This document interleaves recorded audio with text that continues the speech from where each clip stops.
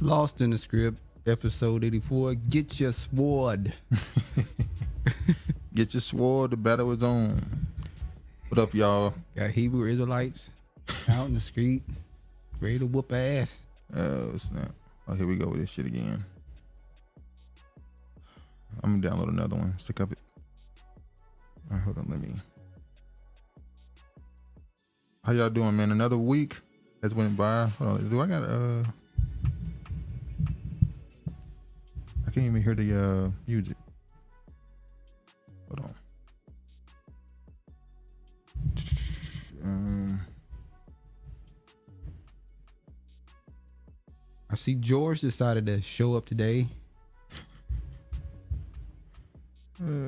His handlers let him out. He's been doing some heavy MK Ultra reprogramming for the past 2 weeks. They finally let you out? They let George out of the insane asylum. Snap. All right, we back now. What up, Smiley? What up, is George?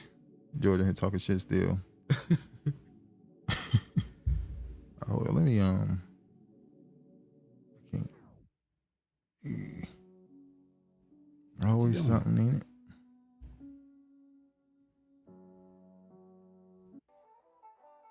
You hear that? Oh, I know what it is.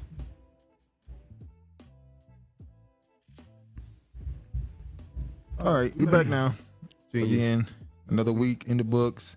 Got some stuff to talk about, some updates to go through.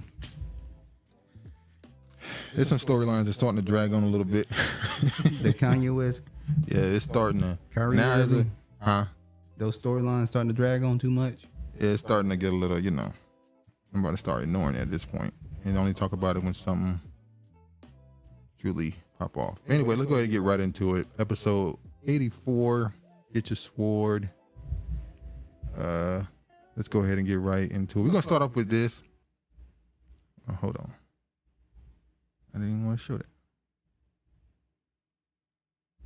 Okay. We're gonna start off with this right quick. I don't know if I said this. Did I say this? I said this. You said that Ryan Coogler probably won't be back for the third. I said he will not be. Panther. I said I think he will not be doing the Black Panther. I don't know if it'll be the final installment, but the number 3. Well, the last one was so horrible. You know something I didn't know though? I didn't know that he only directed one of the Creed movies. I didn't know that. I thought. Have you seen the Creed movies? No. Haven't seen them either. I am gonna see the newest one though. It look interesting. That he didn't direct? Hey, it is what it is. Now you're gonna say it's good because he ain't directed? Is that what you're trying to say? I might watch it now. Wait, now you might watch it? Right into the damn core. But anyway, yeah, in an interview he did, he basically said when they asked him would he be doing a third one, he said he don't look that forward. He focused on things in front of him, which means he answered questions like the Democratic Party asked about, are you going to support Joe Biden if he runs for a second term? Right now, we focus on what's going on right now. That means that no, he's not coming back for the third one. Yeah, I don't think he is. He shouldn't have done the second one. He listened to Travis and sold out to the Latinos. I saw what was it, Joe Budden said what do you call it? He called it Latino something. It was hilarious what Joe Budden said. Latino Panther, that's what he called it. Latino Panther. It was hilarious. Turns out the gates of hell, according to scripture, it's in Switzerland, and guess where CERN is? Yeah. We're gonna get into some of that too.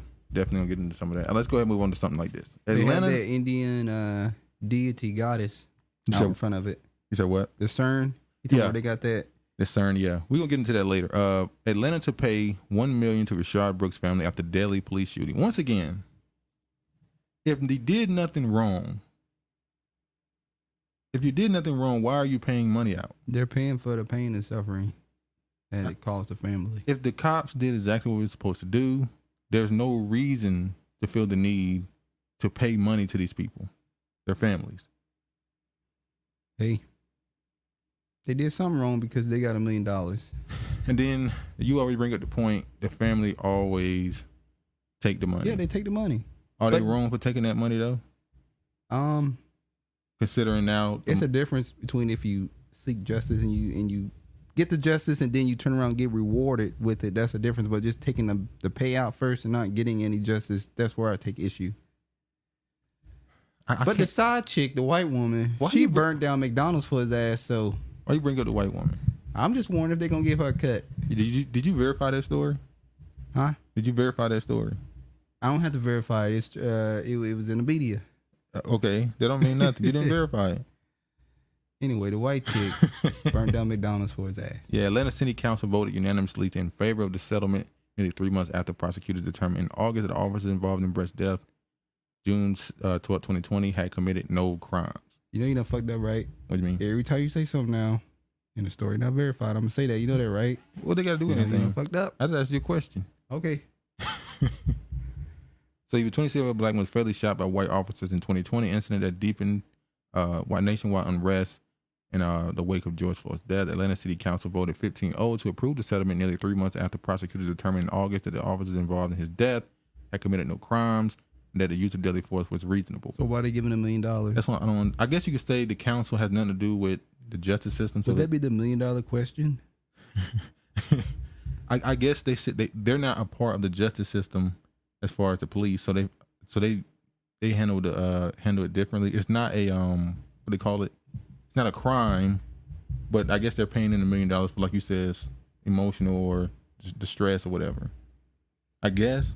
Otherwise, if the city is voting to give them $1 million, clearly they determined that there was something done wrong. Clearly. Let's hope the family not fighting over the money. Or was that money to dampen the unrest they feel, uneasiness? Is there unrest going on over there still? I don't think so. I think people kind of moved on. Let's be honest. During the whole 2020 protest thing, a lot of those people was out there because they were bored. They was at home. This is right when the lockdowns first started. They had nothing to do, and they just needed some reason to go out there in the streets. And they love a good protest and a march up never here. waste a good never waste a good crisis, as they say. Well, they wasted an abortion crisis because none of these white women came out with their knitted cat hats on and protested here. I guess they didn't care. They said we're not that type of people. Yeah, they are. We're not that type of people. All right, hold on. Travis don't have to do research.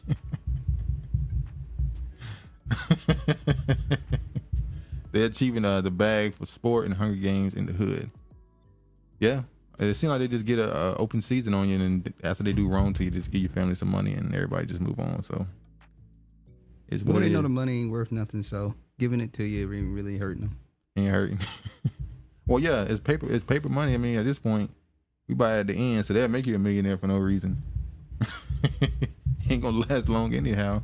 The prices, being a millionaire don't even mean that no more. Like, have you ever thought about that? Like right now, if somebody offered you $1 million, it would feel like they're offering you 100,000. How many times have you heard the word trillion in the last 3 years? So the word reparations. Yeah, we've heard the word reparations come up. We say trillion. The last 10 years, we've heard the number trillion come up so much that $1 million don't seem like a lot no more. Now look at this. Jerry Jones, the owner of the Dallas Cowboys. You didn't see this, did you? Yeah, I saw it. Okay. Newly surfaced photo from 1957 shows 14-year-old Cowboys owner Jerry Jones among white teens blocking black students from entering their Arkansas high school. But he says he was only there out of curiosity. Yeah, he wasn't there, to block the black people from entering the school. You know what's funny? He was there just in case his friends got out of hand and he would have to restrain them. Or you want to restrain and not help them? Because he knew in the future he would be an owner. He would own those black boys. He was looking at his early property. Yeah, they were his property. Why would he harm them? What the hell does that sound? You got a commercial playing somewhere. Oh. Well, they have like 8 on each website.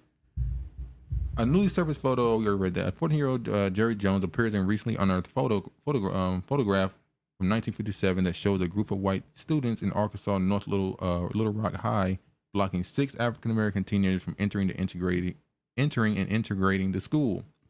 Jones, now known as the Dallas Cowboys owner, has acknowledged that it is him in the photograph, which was discovered by the Washington Post.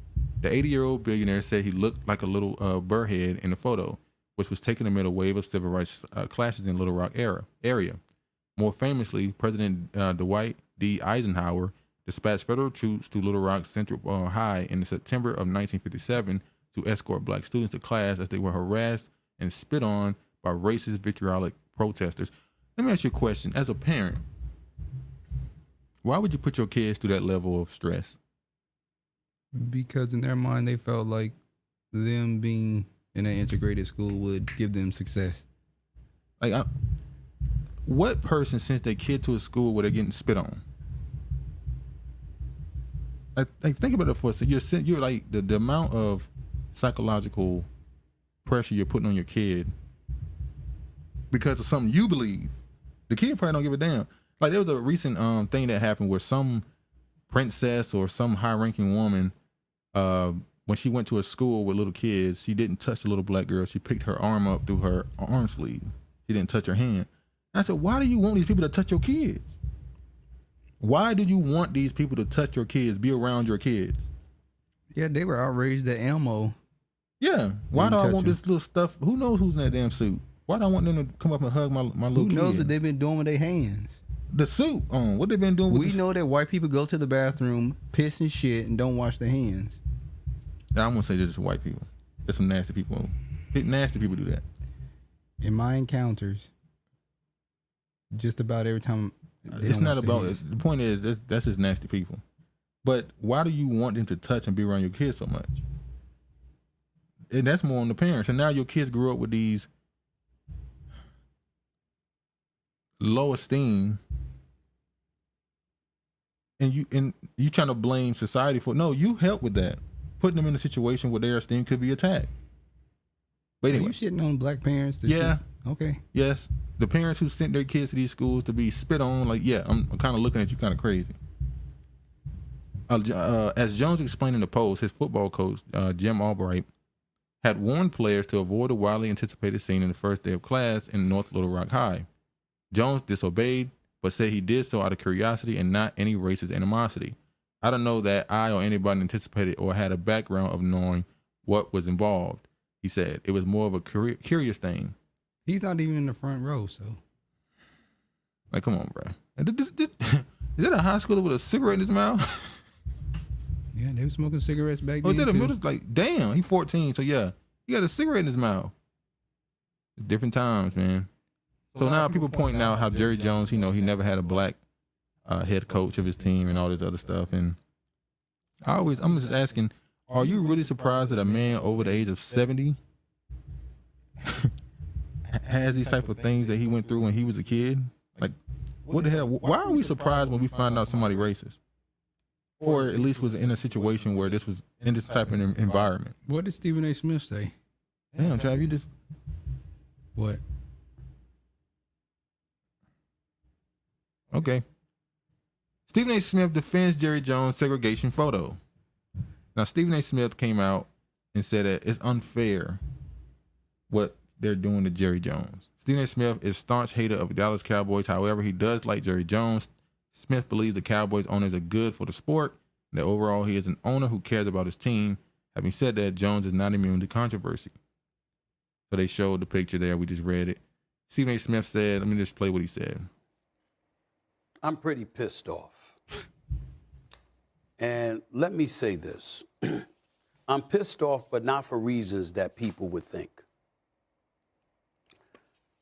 I'm very, very fond of Jerry Jones. And I'm not hiding that from anybody. Is his record perfect? No. But I'm pissed off because he doesn't deserve what just happened. What up, D. James? What up, bruh? He doesn't deserve it. One report, our report, said he was 14 years old. Yeah. Another report said he was 15 years old. At minimum, that's 65 years ago. You're going to bring up a picture of Jerry Jones standing at this protest. What if that was a Nazi? What if there was a white person standing at something that had to do with the Jews and the Holocaust? Would Stephen A. Smith say the same thing? He wouldn't have a chance to say the same thing. Would he say this? He wouldn't be able to say this. He wouldn't be able to say it. He would have to condemn them. If Jerry Jones was at a rally where they were trying to stop Jewish kids from going into a school or something like that, he wouldn't even have a chance to say this. Immediately, the ADL and all them would come out and say they would need Jerry Jones to denounce anti-Semitism and give a little charity. So just like we curious about his hair, him not having a hairline, and it just keeps receding. We curious to know, would he say that same thing he's saying right now? I'm looking at Stephen A. Stephen A. Man, we ain't gonna let it go, man. People been telling you let it go for the last 15 years. He will not let it go. Well, he don't have the choice because his hair letting it go. Letting it go. No question. How you doing, Regina? What's up? What was happening is not something that anybody as a black person should be appreciative about. We had 6 students at that particular North Little Rock High School that was trying to desegregate the school. No one should be okay with it. Nobody should be okay with that. Regardless of race. We understand that. Why is she over talking Stephen A. Let me tell you something. I don't watch this. I used to watch the show like 6 years ago. This is long before she was. This is when they had Carrie Champion. And it had Carrie Champion on at that point. And Carrie Champion used to get into some little back and forth with Stephen A. as well. Funny enough, I'm not even going to go there. I'm going to stop. Yeah, about to talk shit about the black get all woman. Molly, is her name Molly Quorum? How you say her name? Whatever. It's Molly, ain't it? Molly the tranny. Molly the tranny. Every time I watch one of these clips from this show, Molly is interrupting someone. I remember when Jay Williams was on there talking about the Kyrie situation. And she kept trying to correct what he was saying. He's telling, I know what I'm saying. Like, let me get through my point before you start interrupting me. You know, I wish would come on there. Who? Corey Hogan. Shit the fuck up. Nah, see, Corey. If Corey went on First Take, good Lord. Bitch, shut the fuck up. Nah, he would say something like, if you're going to keep on talking over me, I guess you could just talk for me then. He'll be slick with it, but yeah, it will get contested, definitely. We also understand what we as black people. Regina said, it makes you wonder if Stephen A. How deepest he had to take it to be the inconsistent mouthpiece he is. Shake my damn head. Stephen A. Smith is a company man. I used to be one of those people, and I was quick to call people a coon. I used to be.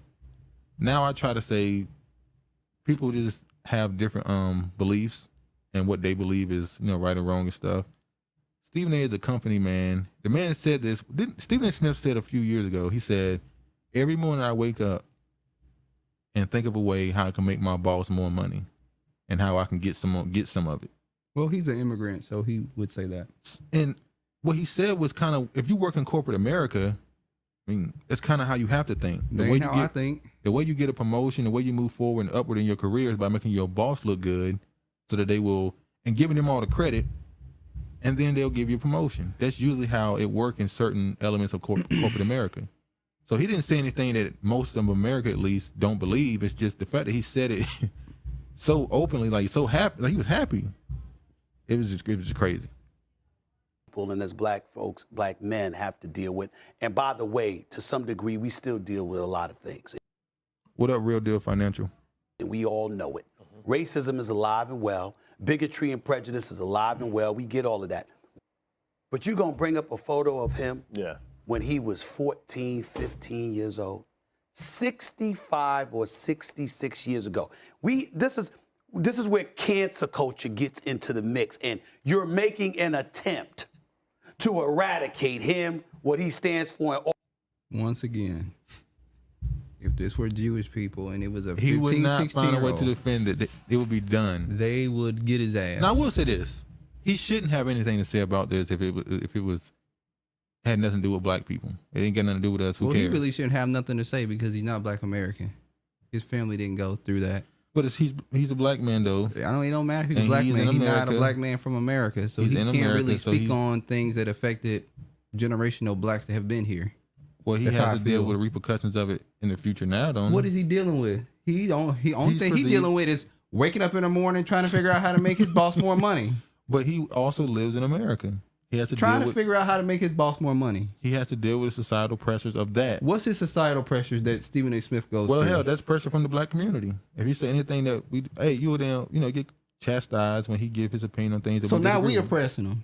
Black people are oppressing him. I didn't say oppressed. Okay, so what are we doing? We hold him accountable to the things that he say because he's a person that has status. Okay, I'm saying he has communal pressure on him from a community you say he's not from. Damn right he's not from. So he has to deal with that too, don't he? Well, no, he can take his ass back to where he came from, so he don't have to deal with it. Oh, now you sound like what's their name? The Proud Boys, now don't you? If that's what if you want to label me a white nationalist, I didn't say white nationalist. You a nationalist? Do what you got to do to make yourself sleep better at night. Are you a nationalist? Are you a nationalist? Can I stay on code? Can I stay on code? Why won't you answer the question? Are you a nationalist? Are you an apologist for Stephen A. Smith? And now I'm apologizing. You're an apologist for Stephen A. Smith. Okay. Travis is a massive pusher. Travis not about that smoke. George. All he has done. And by the way, I don't have a problem with the photo. George, you been getting smoke blowed up your ass for the past 2 weeks at that fucking asylum you been at. Can you please talk? I don't have a problem. If he was 30, 35, 40 years old, that's different. Right. 14, 15 years old. 14, 15 years old. Right. But we're going to lean on somebody when he was 14, born and raised in the South, and we're going to pick it up 66 years later to say, you know something? Yeah. You ain't hire a black coach. I think that's pretty low. I really, really do. I think that part is pretty low. If he were an adult, that would be different. But a 14, 15-year-old kid raised in the South who literally is just standing. Huh? Just like he thinks that's pretty low, I think his hairline is pretty high. It's pretty damn high. When they go low, we go high. When they go low, his hairline goes high. There looking, and we use that to bring up in the year 2022. Oh, this is where you were. You got to explain this. You ready to explain what you did when you were 14? So Stephen A. Cowboys came to his defense. When I was at 14 years old, I was not standing there in a line keeping people from entering a school. Were you doing it at 14? I don't believe I was. I don't think I was. But yeah, Stephen A. came to his defense. It's his opinion. He's a company man. Let's be honest. He's always been one of those people that constantly give praise to. He's like a cowboy. I won't say basher, but he kind of lives. His whole name is kind of built off of mocking the Cowboy fans. So I'm sure he has some connection to Jerry Jones, and he likes going to Jerry World, the stadium. So it is what it is. Jerry probably done put some money in his pocket before, so you know how that go. Now look, I want to show this right here. Black U.S. soldier told us stay away from white women in video. A video of someone hurling abuse, including racist and homophobic comments at 4 men who appear to be U.S. soldiers, has gone viral on social media. The 2 clips were shared on Twitter on Wednesday by user Havoc6, and first video has so far been viewed more than 800,000 times.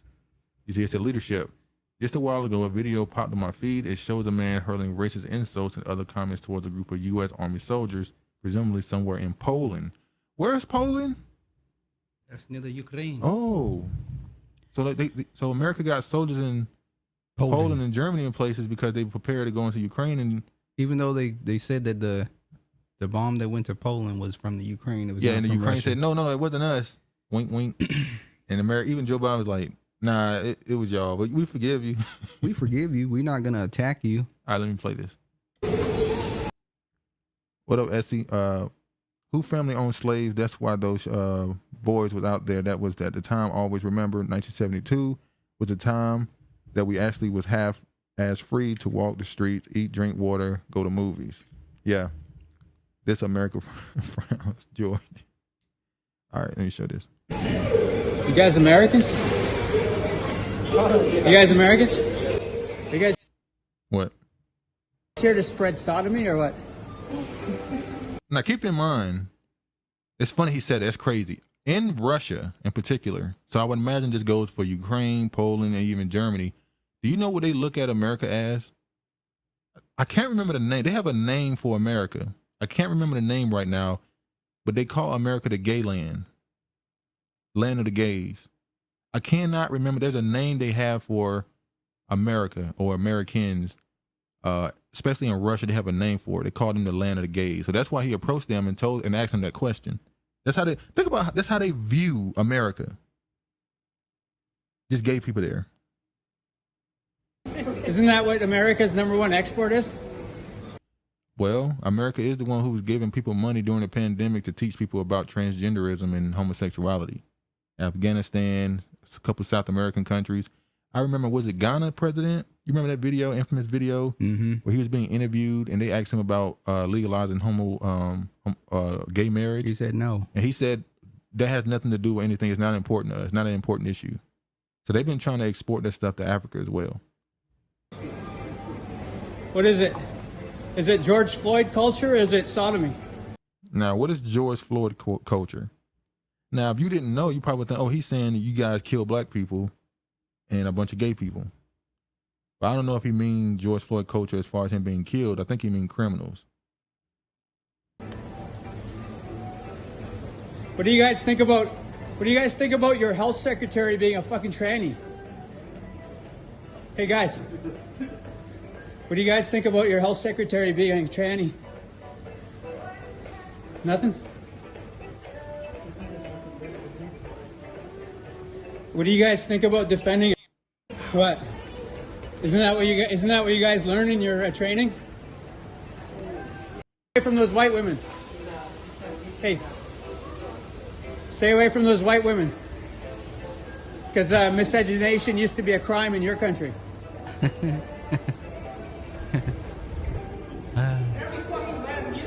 What are you gonna do? What are you gonna do? What are you gonna do? You guys here to spread some fucking homo worship, and you get called out on it. Show us what a tough guy you are. You got an AR-15? Woo! Yeah.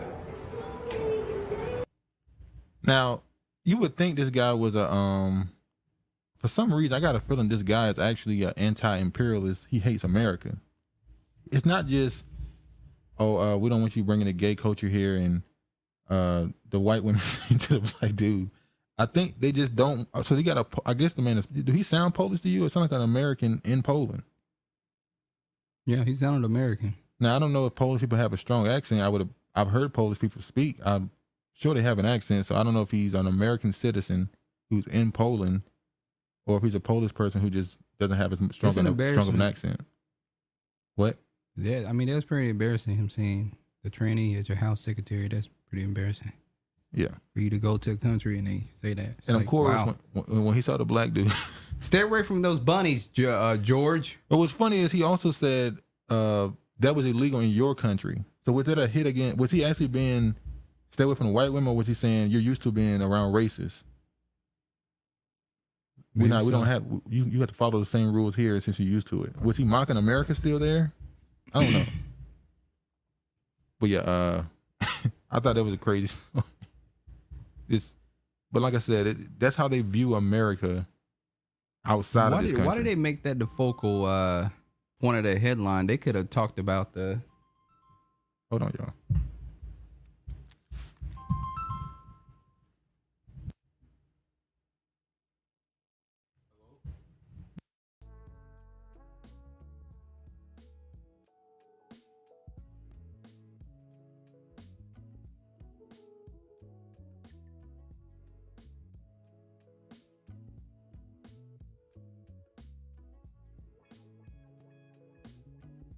No, George, they're not lying.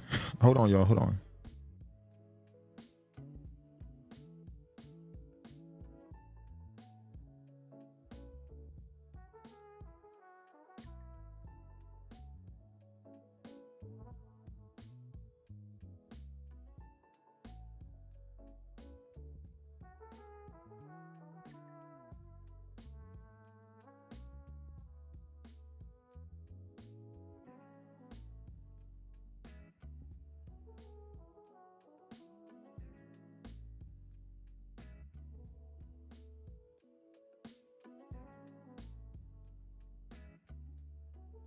Y'all give us like 5 minutes. Hold on.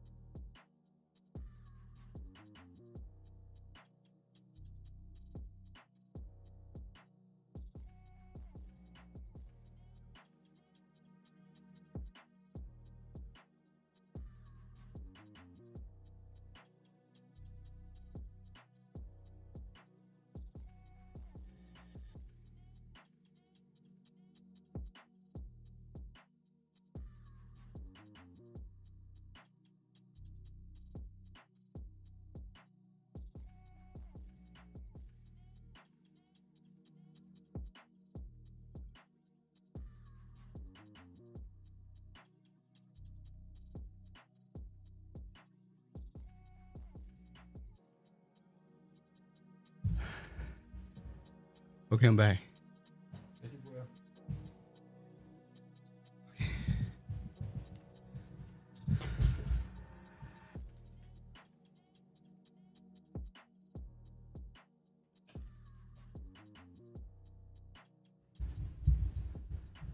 what was I saying?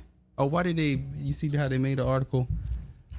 The black U.S. soldier told to stay away from the white woman in the video. Yeah, they ain't focused on the part where they was telling about the homosexuality. about homosexuality being taught through America either.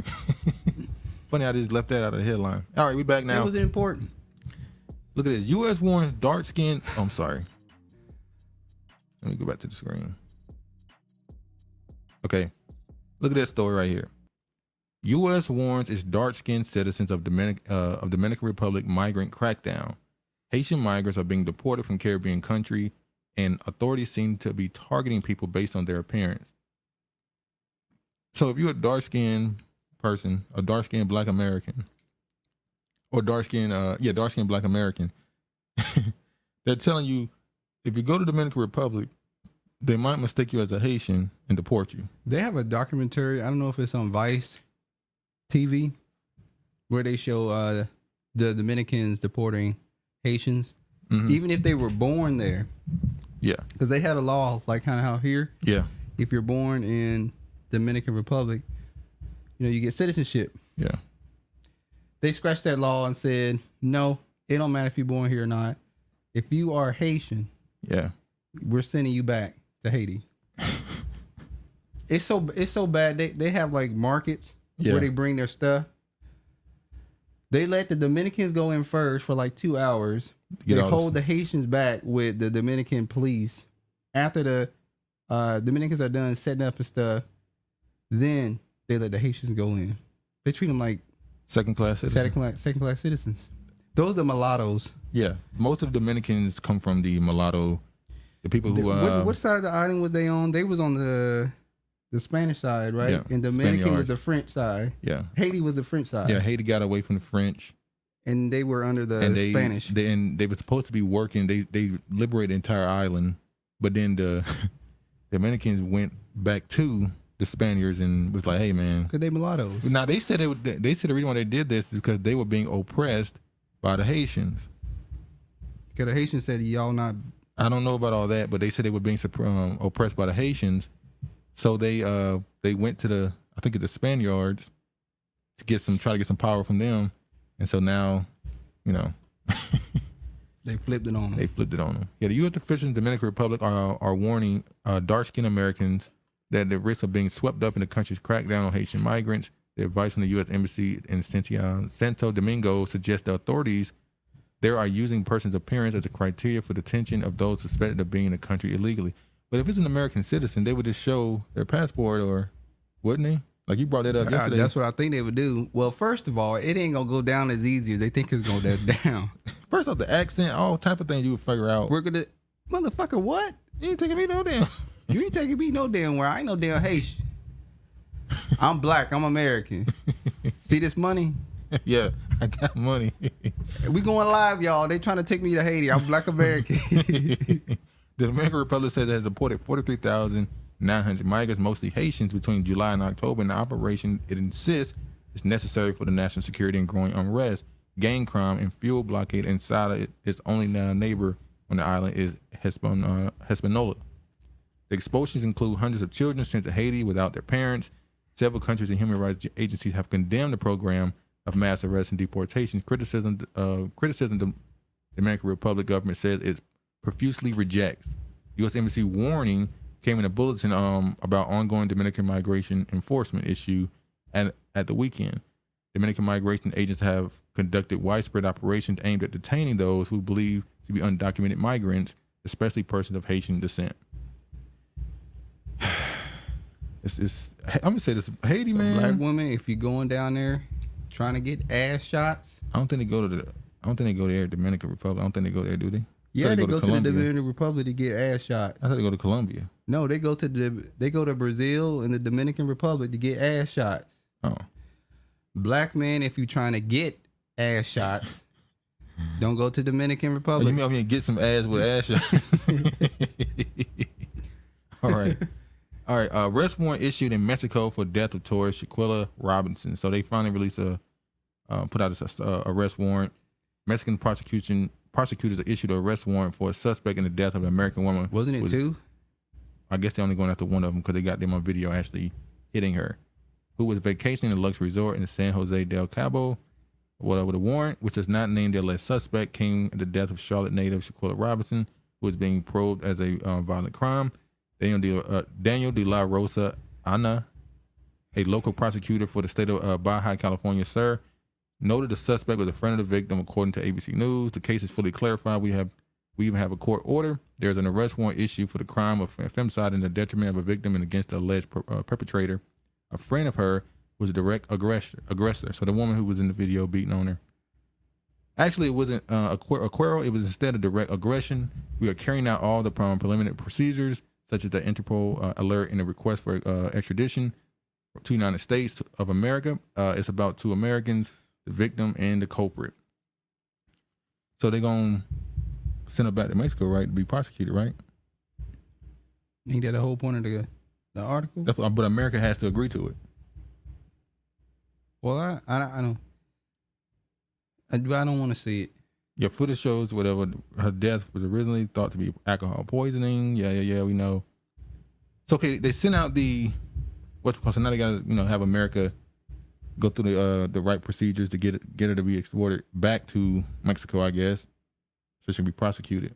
That's Mexican prison is different, very different. So I don't know how well it's gonna go for. So we'll see what happens with that. Mexican prison is different, but are the inmates gonna attack her for killing another American? I mean, she didn't kill one of their citizens. That's not what I'm talking about. I think the prison's is different. Oh, you mean the conditions, the harshness? Okay. I don't know if it's harsher or not, but this is different. I mean, can it be any worse than that prison that's in Mississippi that we saw, where the damn water leaking from everywhere, damn floods and shit? Yeah. Probably not. Police report reveals Shanquella Robinson spent 3 hours with a doctor before she died. Now that's interesting. So she wasn't dead when they thought she was. I guess she was just passed out. New information has been released on the death of Shanquella Robinson. Hold on, let me move this. Sorry. According to an expert from the excerpts from the police report obtained by the Charlotte Observer, a doctor from the local hospital in Cabo, Mexico, was with Robinson and her other house members for almost 3 hours before she was pronounced dead on October 29th. A partial police report was provided to the Charlotte Observer by investigative reporter from Metropolo MX, a news publication in Mexico. In the report, authorities say that at 2:13 p.m. on October 29th, medical aid was summoned to the villa where Robinson and her vacation crew were staying, located in San Jose del Cabo. An hour later, I'm not going to say that name, from the American Medical Center, a local hospital in the area, arrived to assist Robinson. He was then told by others at the house that Robinson had drunk a lot of alcohol. He then decided to give Robinson an IV. So what you're telling me is, if they would have told the doctor what really happened, she could have lived. Maybe so. It's possible if they would have said what really happened, she could have lived. An hour later, from the American doctor, though, he should have been able to tell what happened. Yeah. The report goes on to say that he found the females, understood the report to be Robinson, with stable vital signs but dehydrated, unable to communicate verbally, and appearing to be inebriated. He then told the housemates that he believed Robinson needed to be transferred to a hospital, but her friends insisted that she was treated in the villa. He then tried to give Robinson an IV, but was unsuccessful. According to the police report, an hour into his house visit, Robinson began to have a seizure. 911 was called shortly after, but one of the housemates, by this point, Shanquella Robinson, was struggling to survive. She was suffering from difficult breathing in lower pulse. At 4:49 p.m., he detected Robinson had stopped having a pulse and quickly began giving her CPR.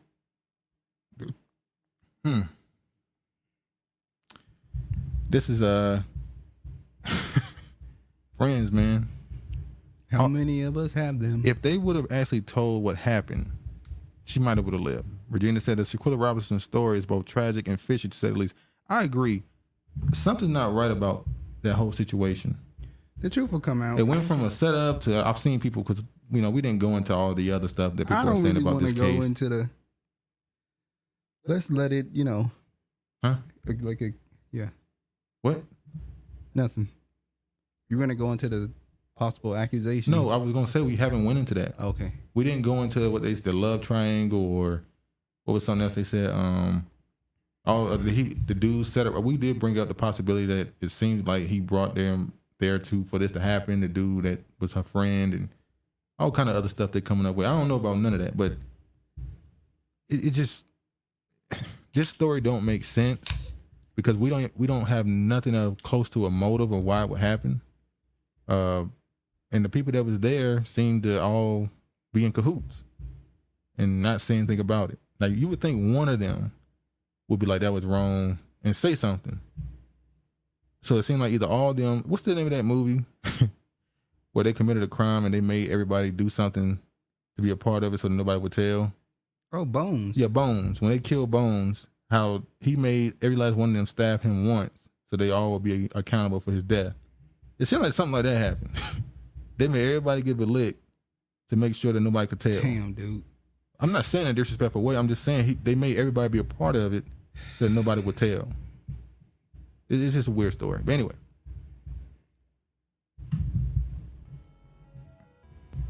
George said there's a picture of the family interviewing on the checkerboard floor. See, I don't want to go into that yet. I don't want to get into that and blaming them for that because this seemed like a story that would be so not insignificant as far as how important it is for them.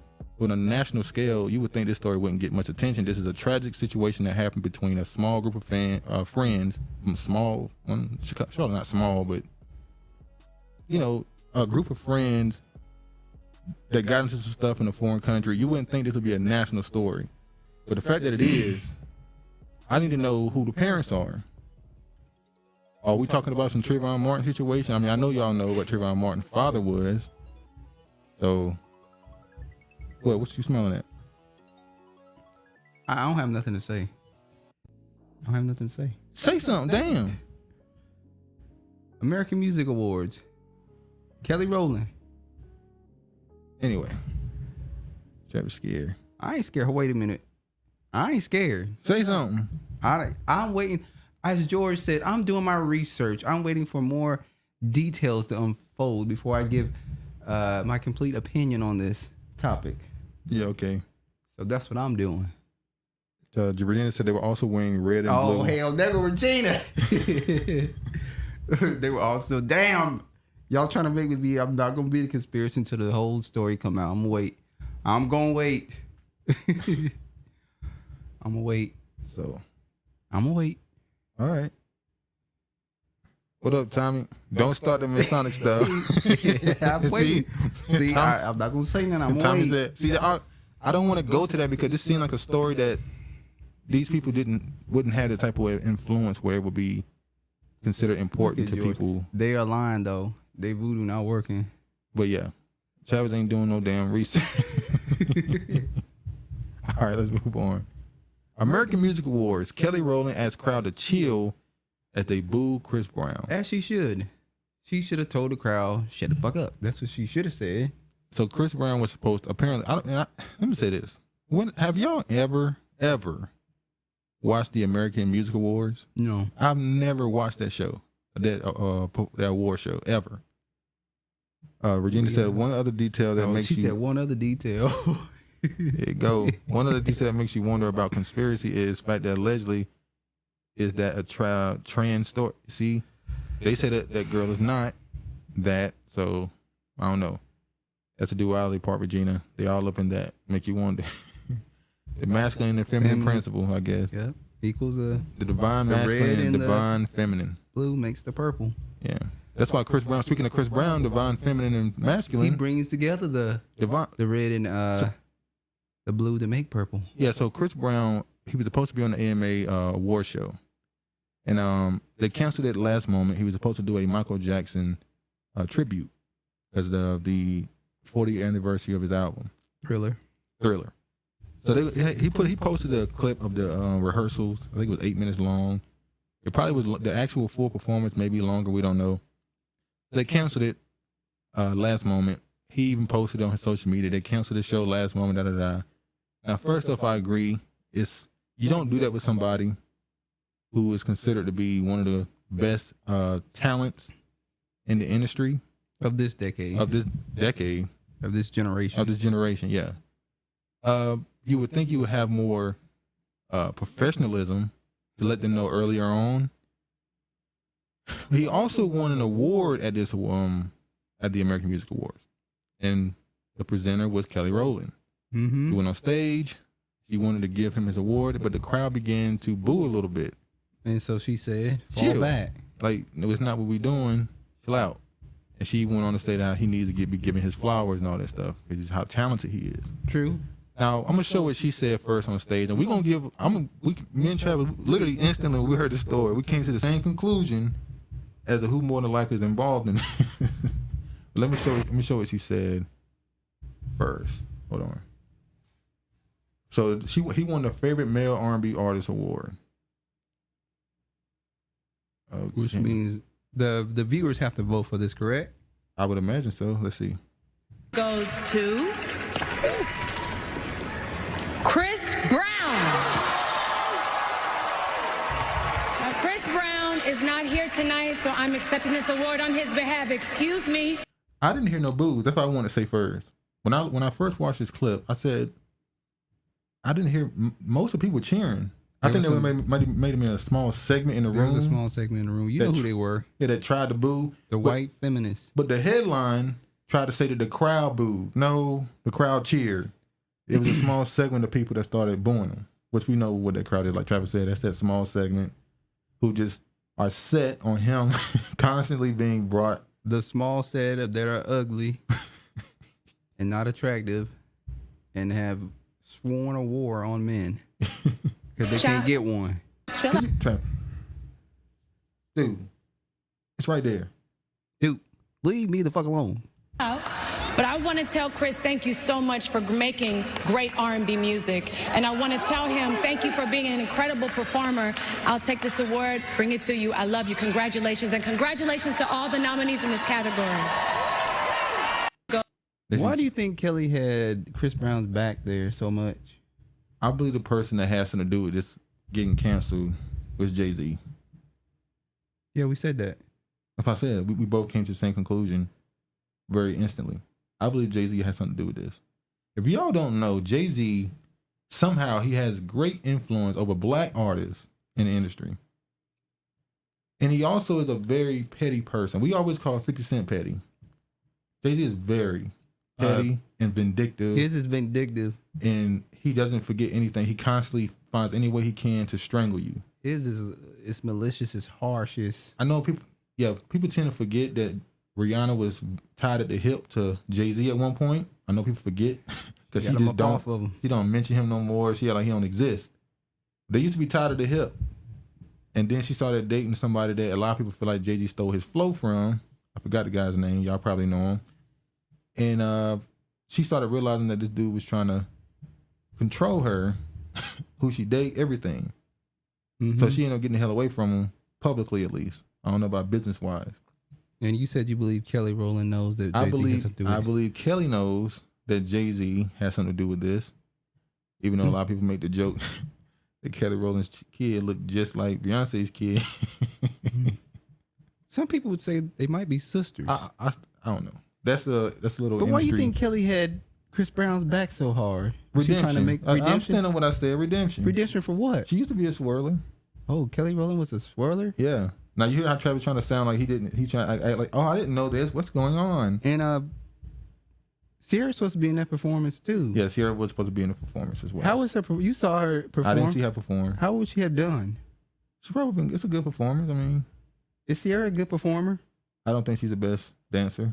Oh, Sierra's not a good dancer? I don't think she's the best dancer either. Goes to. Sorry. Wow. Now what? It's good to have your opinions on stuff. Now he said I was gonna stand on what I said for whatever reason. He assumed that. I don't know.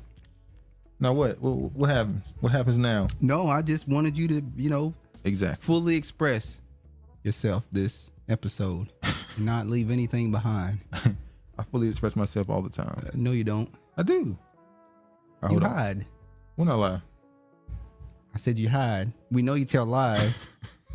I said you hide. Okay, let me show this clip here. TMZ, as always, all up on people. Somehow they just know where everybody at all times. And Kelly Rowland has aged wonderfully. Yeah. Gracefully and beautifully. I cannot say so much about Beyonce. That's funny because you said that, because after she defended Chris Brown, a lot of the people came out and said, that's why we care about Beyonce more than you. I said, y'all care about the other witch more than Because are we gonna forget that a woman came out and said Beyonce is a witch and she possesses my cat? Which cat? The animal. This woman came out and said this and stood on it. So, remember, what's his name? Tom Brady's wife, Giselle Bunchkin. She's a witch. She literally said that Tom Brady literally said that every year before the season, he goes to her and she gives a prediction for him what's going to happen that season after she does some little seance or whatever. She didn't do it this year. She tells him if he's going to win or lose every year. He's been knowing what year he's going to win and lose every year since they've been together, he said.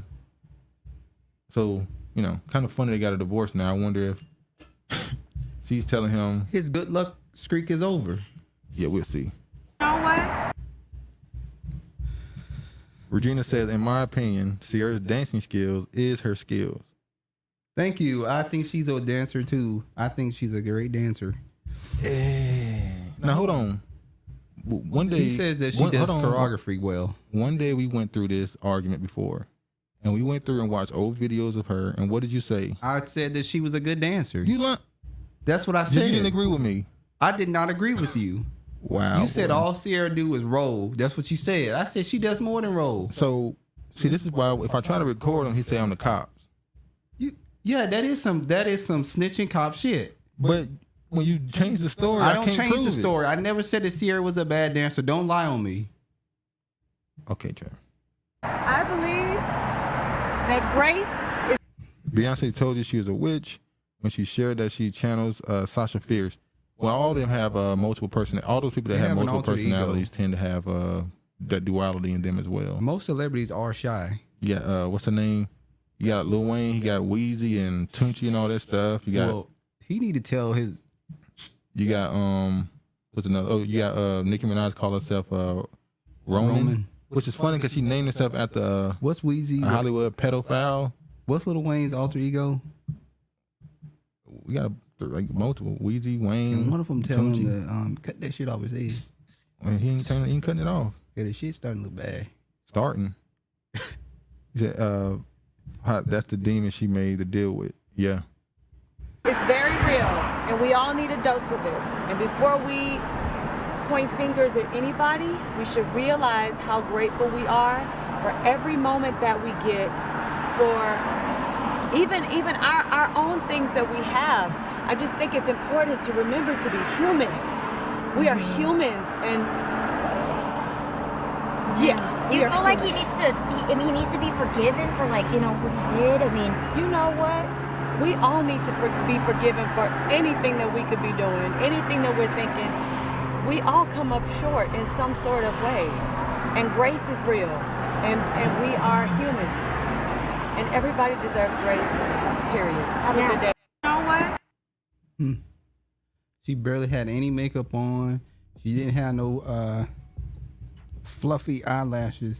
Yeah. Now, Chris Brown, he released an album recently called Breezy. And on that album, he has a song on there called The Warm Embrace. We were planning on doing a breakdown of that video, because the whole video is based off of him moving on from representing the feminine, divine feminine, to celebrating the divine masculine. And in the video, what's that girl's name? Normani. He did a video with her where he dances with her when she walks into the room, and the room is what color is the room? Like an orange. Like an orange. And then when he starts to dance, it turns blue over time. Then he jumps in the water, it's completely blue. Then he comes out of there, and then right now you see him walking around. He has purple hair. Purple is the divine feminine and masculine mixed together, the red and the blue. So Chris Brown has he's pretty much admitted the type of stuff he's into. He's into the twin souls belief. It's not the word, it's not twin souls, it's twin flames. That's it.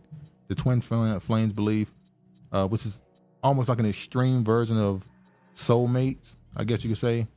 So they're definitely into that esoteric stuff all throughout the industry. He follows the pagan holidays. Yeah, he followed that as well. So yeah. Now let's show. Now, another thing that's getting lost in this, and I saw this on Joe Budden's show, he brought this up. Them canceling this performance wasn't just canceling Chris Brown. It was canceling Michael Jackson. So according to what they said, they canceled the performance because they said they didn't want an accused abuser. Why you always got 4-4? They didn't want an accused abuser to be standing in for a man who was accused of sexual abuse towards children.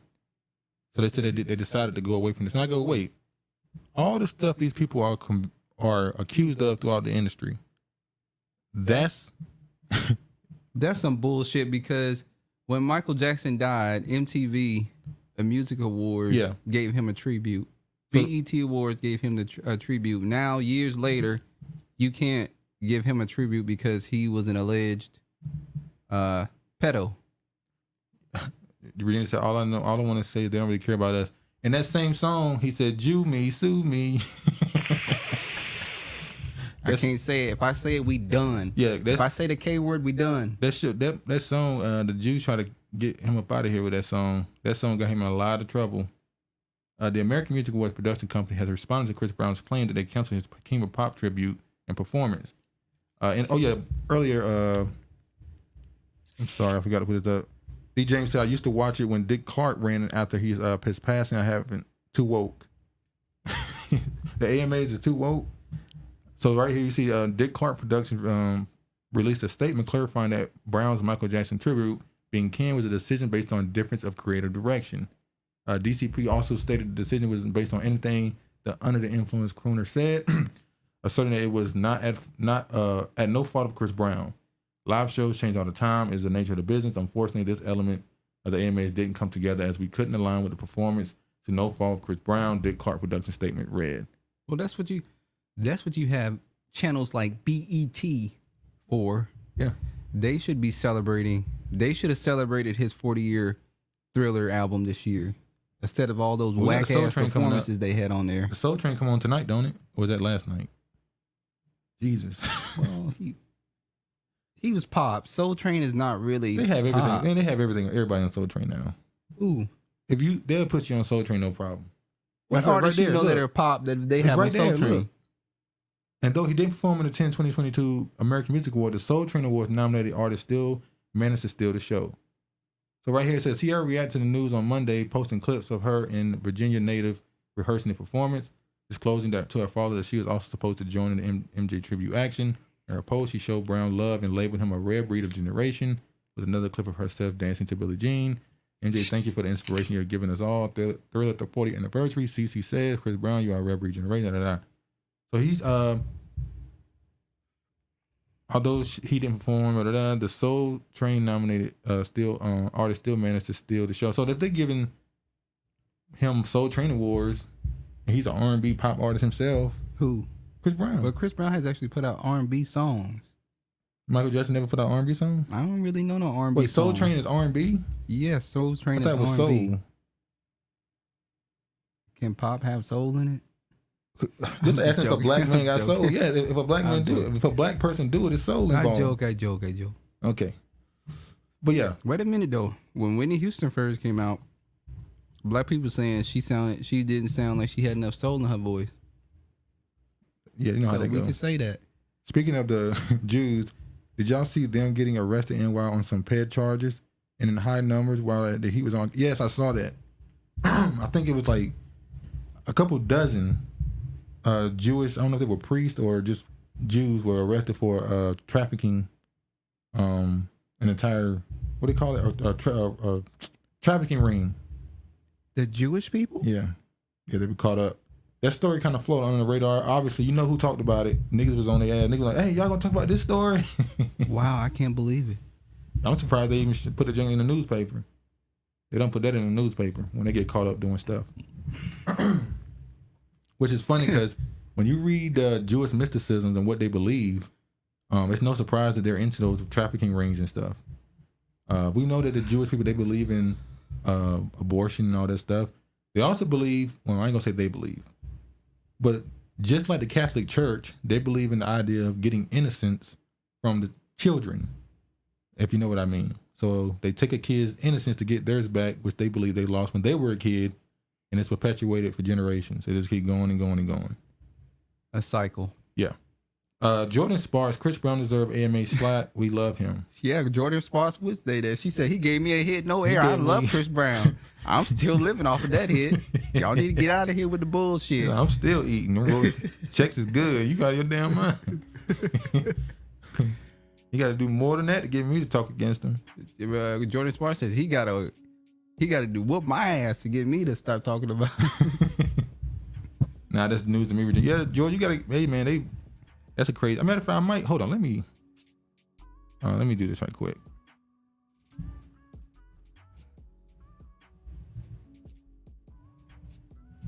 Arrested on trafficking ring.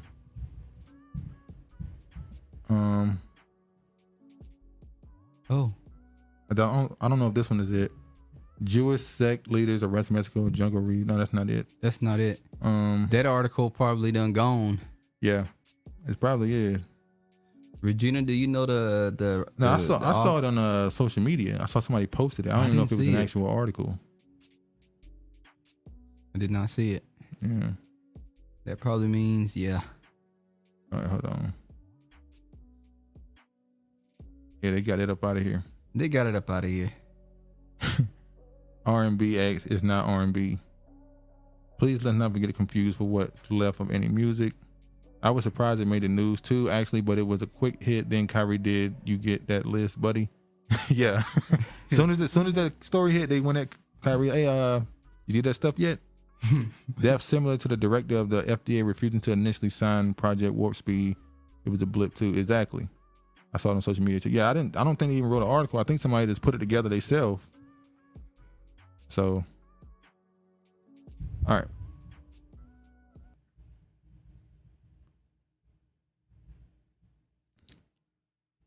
Walmart supervisor opens fire on Virginia co-workers, killing 6 and himself. This story is weird. So how you gonna be the manager? That's the crazy. That's getting bullied. That's the part that. That's the part that was strange. Normally, when a person commits these type of crimes, they're usually somebody in a lower position. They don't speak much to anybody. But the fact that he was a manager, I mean, he had to have discourse with people. He had to have some level of leadership, something. What? He had to communicate with them some way. How the hell they bully you? How do the employees bully you? You don't. You do what I say, or you get fired. You're fired. It's pretty much. So this story was he like he looked like an MK Ultra film. The boy look. Yeah, I don't know. Let's just let me show this real quick. A Walmart supervisor armed with a handgun. Now they say he bought this handgun hours before he went and did the shooting, because I guess where they live, there's no waiting time. So he literally bought the gun before he went to work. So if they had a waiting time, he would have maybe cooled off. And you know they made that a story to push the gun thing, restrictions and all that stuff. Take people guns. I don't know though. The several magazines of ammunition opened fire on fellow employees in Virginia store, killing 6 people before turning the gun on himself in a break room. Witnesses and police said on Wednesday. The country's latest mass shooting on Tuesday night shook the town of Chesapeake, about 200 miles south of Washington, and comes to the heels of last week's massacre of Colorado Springs, Colorado, where a gunman killed 5 at an LGBTQ nightclub. So 5, 6, 7, huh? This seems like a MK Ultra. After he carried out his mission, he was told to self-destruct. The Virginia gunman, identified as Andre Bing, 31, of Chesapeake, said nothing as he began firing on workers gathered before an overnight shift, according to 2 employees who were in the break room where the rampage ended and Bing shot himself. I just watched 3 of my co-workers' friends be killed in front of me. Danya Perulu wrote on Facebook post, Andre killed them in cold blood. I cannot unsee what happened in that break room. Police said at least 3 people were wounded in the attack, which took place. About 50 people were in the store. Walmart Supercenter just off Bakersfield. We know. The dead included a 16-year-old boy who they focused on when they did a piece on this. He was Hispanic. Yeah, who police did not identify, and a 7-year-old Randy Blevins, who was planning to retire within a year, and a cousin wrote on Facebook. The others were Kylie Powell, 52, Lorenzo Gamble, 43, Randy Belvins, all of Chesapeake, and Tanika Johnson, 22, of neighboring Portsmouth. Authorities said they investigated what may have motivated Bing. Well, apparently his motivation was, like we said earlier, he was being bullied and harassed. I'm gonna show you. Virginia Walmart gunman left a death note saying he felt harassed by coworkers. Now they used the word bully earlier, now they're saying harassed. Officials in Chesapeake, VA confirmed in a statement that a Walmart supervisor who fatally shot 6 coworkers inside the store on Tuesday left a note on his phone with which he described being harassed. Sorry everyone, but I did not plan this. I promise things just fell in place like I was led by Satan. Now, why is it when people commit these shootings, they always, when they do leave a note, they always say it was Satan or some spirit or entity that told them to do it? Well, that's not to say that spirits don't,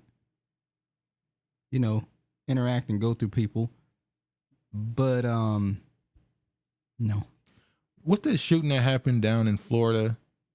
Y'all remember that shooting that happened in Florida at that high school? What's the name of that high school? It was one of the bigger stories in the last. It was one of the bigger mass shooting stories where he walked into the school and was shooting the kids. You remember it? I know what you're talking about, but I can't remember the name of the high school. He said first he said a demon told him to do it. Then he tried to act crazy, and then his his interrogation came out, and it showed that he was faking a lot of those mental health problems. He was just trying to get over on people. But they always tend to blame some entity or someone that convinced him to do it. On note, he was hypnotized. Bing sound Asian. Sure, that's a real name. Yeah, Andre Bing. I was going to talk about that. That last name seems kind of... The Parkland shooting. Parkland, that's it. The Parkland Nicholas shooting. Cruz. Nicholas Cruz, that's his name. And we found out, remember that dude who came out of that shooting? Remember those kids who got popular off of it because they was pushing for gun restrictions? The actors? Yeah, it turns out his father was a damn... Now, they allegedly said that his father was some type of intelligence agent. And they also said that he was a part of the acting... He was an actor. Now, that's alleged. Let me make sure I said that. That's alleged. But yeah, that whole Parkland shooting thing was... Yeah. But yeah, the last name Bing, I mean, that's a search engine. That's what I know that for. Joy said it sounded Asian. Bing. I don't know. I would say it's probably somewhere in Asia, Middle East, something like that, maybe. But who knows? It might be somewhere here in America. There's some strange names here too. But anyway, so my only wish would have been to start over from scratch and that my parents would have paid closer attention to my social defects. Police also confirmed Friday that Bing used a 9mm handgun, which was legally purchased the morning of the shooting. A box of ammunition and a receipt for a gun was discovered during a police search of his home. The note, which authorities redacted into several places to protect the names of the specific people, described how Bing lost his dignity when he believed his phone was hacked. I was harassed by idiots with low intelligence and a lack of wisdom. The associates gave me evil, twisted grins, mocked me, and celebrated my downfall the last day. Bing was found dead inside a break room from what police say was a self-inflicted gunshot wound. Police say he had no criminal history and was dressed in a civilian clothing without body armor. In a statement, Walmart said Bing had been employed with the company since 2010. His position at the time of the shooting was overnight team lead. Tuesday night's violence was the nation's second highest profile mass shooting in 4 days, with a high-profile supermarket shooting this year. Wait a minute. He being bullied during an overnight team lead? Well, that's the most quietest time during the store hours, ain't it? Yeah, well, now they're saying he said he was harassed. By who? His coworkers. Or the people, they call them coworkers. Coworkers or his employees? They're saying coworkers. But where is it? I just saw it right here. Yeah, it said that he said, I was harassed by idiots and low intelligence and lack of wisdom. Then he said, the associates gave me evil, twisted grins, mocked me, and celebrated my downfall the last day. Is this the movie Smile? Did he go to the movie theater and see the movie Smile and the thing jumped on him and everybody? Sounded like he had some type of mental instability where he thought these people were mocking him at every second. He thought people was making fun of him, I guess. It's getting so bad out here that You don't even want to go outside. And you don't want to go to a grocery store. You don't know when somebody going to flip out, having a bad day or being bullied. Time to get your stuff all delivered to you. George said he wasn't even a manager. Yeah, he was just a team lead, it said. So he wasn't. But I've seen articles say he was a manager. But what says supervisor? Yeah, and the other article says supervisor. When these stories first happen, a lot of times they be saying bullshit the first couple hours when a story break. They say a whole bunch of stuff and then contradict it later. Now look at this. Ex-Olympic boxer known as Haitian Hitman planned mass shooting at Miami gym. Aziz Augustama, 39, was arrested and booked into Miami-Dade jail early Wednesday on 2 counts of making written threats to commit a mass shooting and 1 count of making a written threat to kill or cause bodily injury. A professional boxer known as Haitian Hitman was who once competed in the Olympics is facing charges after authorities say he bought an AK-47 and planned to mass shooting at a Miami gym. He was arrested and booked in Miami-Dade. We just read that. He was born in Haiti but grew up in Miami and boxed as a light heavyweight, notched 18 wins as a professional, mostly at local venues including Miami, Jai Allah, and the Magic City Casino. In 2008, he represented Haiti in Olympic Games in Beijing, China. In the same year, he won gold medal at the National Golden Glove Tournament. That's pretty big. The incident began when he, who works as a personal trainer, had his membership revoked and was given a trespass warning earlier the month for a boxer gym at Northeast First Avenue in Miami after he got into an argument with someone, an arrest report said. On Tuesday, he called police so he could return to the gym to get some personal items. Afterwards, he began making threatening posts on Instagram. In one of the posts, he included a picture of Marjorie Stoneman. It's a Marjorie Stoneman Douglas High School gunman with a long caption in his name considering shooting. Oh, Marjorie Stoneman, y'all know that. Multiple people in the gym, the report said. Augustama made his added that he was willing to shoot with an actual gun or bazooka for righteousness' sake. All this because he got put out of the gym. Somebody he liked at that gym. I'm about to say it's a woman involved. Or I'm gonna say a woman. He then went to a pawn shop where he placed a $150 deposit on an AK-47. So they're showing him buy the gun. He got all of those hands. He's a boxer. Yeah, and he got to go put bullets in people. So let me get Use your right. handwork. So a boxer who was a Golden Glove term champion, boxing the Olympics, had 18 professional fights. There's no hope. He gets put out of a gym, and instead of going, I mean, if you feel that strongly about it, going and put hands on people, instead you decide I'm going to buy a gun. If a boxer won't put hands on people, like what hope do we have? What hope do we have as regular people? Virginia said it is getting bad, and I stay home for the most part. When I do venture out, it feels like the Twilight Zone. It's danger around every corner. Later on, we're going to show you something. You walk down the street, and you just see people and don't know what's going through their mind. You don't know the witchcraft is so bad in this city of Seattle. You don't know what's going on in their mind. There's pentagrams at the bus stops. There's pentagrams on the building. We're going to show that too. It's terrible in the city. Everywhere, these people walking around with the scepter rings. Yeah. That's a tale. Suspect is killing. Well, I told you a few years ago that the highest growing religion in America was witchcraft. No, it was what's the name they had? I forgot the name. You right, it's witchcraft, but I forgot it had a particular name they had for it. I forgot it. But anyway, they say it was the fastest growing quote unquote religion in America. So, suspect in killing at 5 in Colorado club held without bail. So obviously, you know. Yeah, I don't give a damn about this case. A dude went into a gay club called Club Q. Which we know stands for. I don't know. Oh well. They haven't said. I haven't read it to see what it say. It probably stands for queer. More than likely.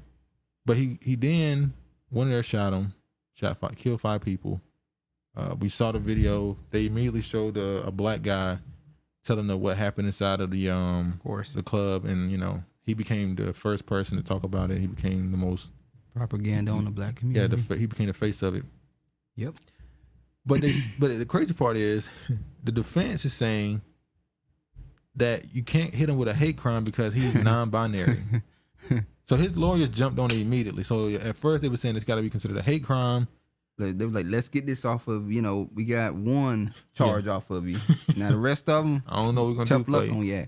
So then they said, no, he's non-binary. As you say, the alleged gunman faced possible hate crime charges in a fatal shooting of 5 people in Colorado Springs gay nightclub is non-binary. The suspect defense team says in the court filings on several standard motions filed on behalf of Anderson Lee Aldrich on Tuesday, public defenders refer to the suspect as MX. Something's always going on in Colorado. MX. That's what he is. Well, we know what the symbol X stand for. I would have to do some more to understand what they're really saying with that type of stuff. But anyway, now, did you see the dude that did it? Huh? The fat ass white dude with all that stuff on his face? He ain't had no stuff on his face. He got his ass whooped. Oh, they beat him blue? At first, I thought he was shooting people in the club and the gay dudes got a hold of him. That's what I thought at first. I thought, oh, damn, they got a hold of him and put in work. But apparently it wasn't them that did. Now, this is the father. And this happened in Colorado. Remember there was a shooting, was that the year before last, in Boulder, Colorado? Mm-hmm. Of the guy who went into the grocery store and shot the people. And I think he was Iranian, if I'm not Afghanian. Either he was from Afghan or he's Iranian. I can't remember which one. They were trying to tie him to some type of agency to try to say, Wiccan. There you go, Regina. There you go. Wiccan religion. Yeah. They said that's the fastest growing. All right, let me show what he had to say about his son in the shooting. Now, I'm letting him say what he got to say. Involving, multiple people, right? And then later on going to find it's a gay bar. Yeah, right. They said that he was beating. I guess the cops had got him or something. I don't know.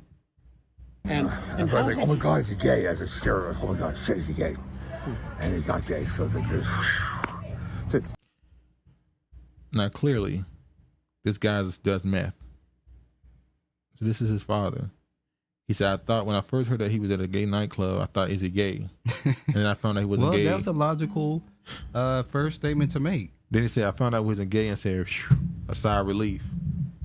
Well, you guys had conversations about that. You were. Oh yeah, you told him. Yeah, you were adamant that gay is bad. I'm Mormon. I'm a conservative Republican, and we don't do gay. We don't do gay. Yeah. I can't get answers from the attorneys really, but they're saying that some of these, it's involving a gay bar or some shit. I don't know. I don't know what the heck you did at a gay bar. I don't know what's going on. Well, he's accused of going on a mass shooting at a gay bar and killing 5 people. Colorado. Okay, well, that's shit. If he's accused of doing that, I'm surprised he's not gay. I could say that, but he's not gay. Now, this is the conspiracy in me. That seems like that's too good to be true. This just seems like he's in the acting of his life. Man. And let me tell you something. I know people who do that methamphetamine and all those drugs, pop those pills. I know they really act like this. They sound like they. I about to say, like people. Okay, I don't know people, but I see these people, and I see how they act. I don't know nobody. Huh? I don't know nobody. Yeah, I don't know them, but I see them. They act just like this. So I'm not saying this dude isn't just a drug addict whose son took on what he said and decided to go into a gay club and shoot 5 people. To, I don't know, make his dad proud or something. I don't know. But the fact that he did an interview like this had to be. I know when they were recording this, they was like, "This is golden TV. Mm-hmm. Like this is great." He said, "This is my priority, my concern." Now listen to this right here. Praised him for violent behavior really early. It's something that works. It's instant, and you'll get immediate results. And you'll always get what you want if you're good at fighting. Had you taught him more tolerance, let me be direct. Do you think... He said he's also an ex-wrestler. Yeah, that adds to it too. He would have been more tolerant of gay people. Apparently. I think that my anti-gay, anti-Semitic, they call it conservative writing. I'm a conservative extraordinaire, and I've been very vocal about that. I support Randy Vappell, his grandpa. I love Randy Vappell. He's a good American. He'll be president someday. Randy who? Randy Gopel. Randy. That's a good man right there. That's the best man for the job. It's okay to be gay. You know, it's like he says now it's like it's cool to be gay. It's not. I think it's not cool at all. I think it's my opinion about gays is that it's just not okay. I think we should stand up against homosexuality. I pray. Okay, now I'm gonna go back to this right here so I can show. Right here it says the suspect was beaten into submission by patrons. You're right. I'm sorry. We were right. We was right, Regina. It was people at the club that beat him up. The suspect was beaten into submission by patrons during Saturday night shooting at Club Q and released from the hospital Tuesday. I guess they said they're not going out like the. Yeah, we're not going out like no suckers. They learn. Unlike the church people. Hold on. Let me say this. They learn. For a person to come in and shooting. And the next thing that happened is y'all in there beating his ass. They was on his ass. They was on him. That means he got a few rounds off, and they was just like. They said some of us have to. He can't shoot all of us. Can't shoot us all. And that means somebody said, "I'm not running at the door. I'm running towards him." Let's get him. That's some bravery, man. I'm being honest. That's some bravery. If you want to call it bravery, what is it? They don't give a fuck about nothing anyway. It's seared. Conscience is seared. So, the suspect was beaten into submission by patrons during Saturday night's nightclub. Shooting at the Club Q and released from the hospital on Tuesday. The motive in the shooting is still under investigation, but authorities said he faces possible murder and hate crime charges. This a bullshit story. What'd you think about it? It's a bullshit story. I don't think nothing about it. I don't even know why it's even in the news, to be honest with you. You like, what do you mean? I think it's a bullshit story. What do you mean by a bullshit story? Propaganda. Same thing with the previous other stories. I'm just tired of these stories that just don't make no sense. What's the propaganda they're pushing? That their community is also under attack. Every time black people are under attack, they also have to put other communities saying they under attack too. I will say this. We know mass shootings happened far more than the media puts it out. Mass shootings, what they call mass shootings happen every day, but we only see them when they want to push something, when there's something exactly in the story they want to be nationally known. That's why I say this is bullshit story. Now I was typing in this right here. I was looking for I was honestly looking for pictures for the thumbnail because I was gonna put in the video we did about last week we did a segment with a white teacher said that he believes his race is superior. So when I put out the video, I was asking the question, is racial pride racist? So I was looking up white pride to show a white person showing pride. I'm going to get a Mexican, an Asian, a black person showing how proud they are of their race. That was just going to be for the thumbnail. Oh, the other races. But when I typed in white pride, you know what came up? A bunch of the, racist stuff. White nationalists. The white nationalists, KKK stuff. So it's like, yeah, this is Google. Then I typed in Latino pride. And it's still Latino pride, but it's a little bit of homosexual stuff. It's a little bit of stuff in there, but it's a lot of flags showing how proud they are of their country. It's more of the Latino. Yeah, more of the Latino pride stuff. It's one picture of.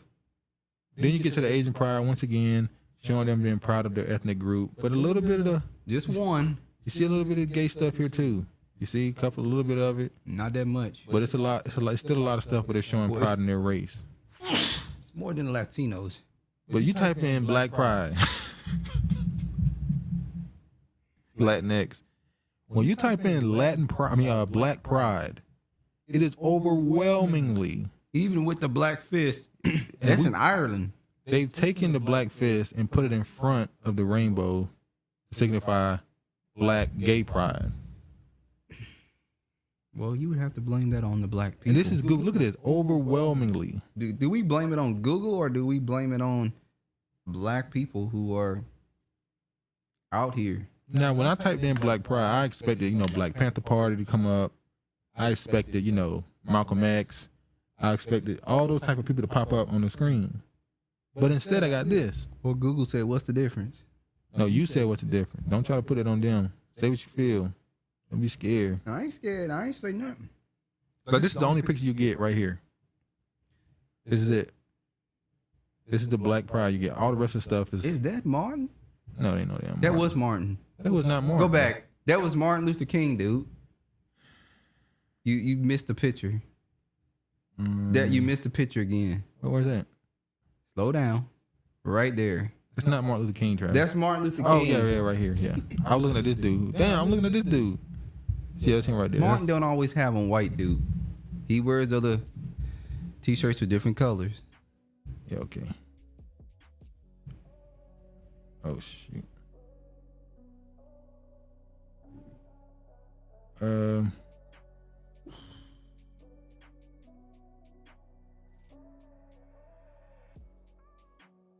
Some white men really have that Neanderthal look like this. Father does, yeah. I appreciate those kind of I appreciate those kind of gay men. When it's time to beat that ass, beat it like MJ. Hey, you know what's funny is throughout history, when you look at the Roman warriors and the Greek warriors, a lot of them were considered to be homosexual. A lot of those warriors, they build their bond through that. We just leave it like that. And what the Travis does feel like is all these stories are BS and something else is being pushed. Feminization, Latinx. Bro, we not about that business, but Travis, that fist is for communism. Yes, that fist represents Marxism, yeah. Yeah. Angela, what up? Wow, that's very telling with the pride. The black pride. Yeah. That's what they think of your community. It's funny because, the white pride is automatically racist and every other pride is automatically gay. Every other race. That's not next. Okay, I'm going to show. Birth. Or pervs or. I showed something last week where we talked about the transgender, the black man saying he have a period. Yeah, the transgender dude, the black dude saying that women don't own womanhood. Let me show this now. What is a TERF? TERFs, or trans exclusionary radical feminists, believe that in order to. And this is a thing I found out about in the UK a few years ago. There was a white woman who bought a billboard and put the word woman on it with a definition. And they called it hate speech. You hear what I just said?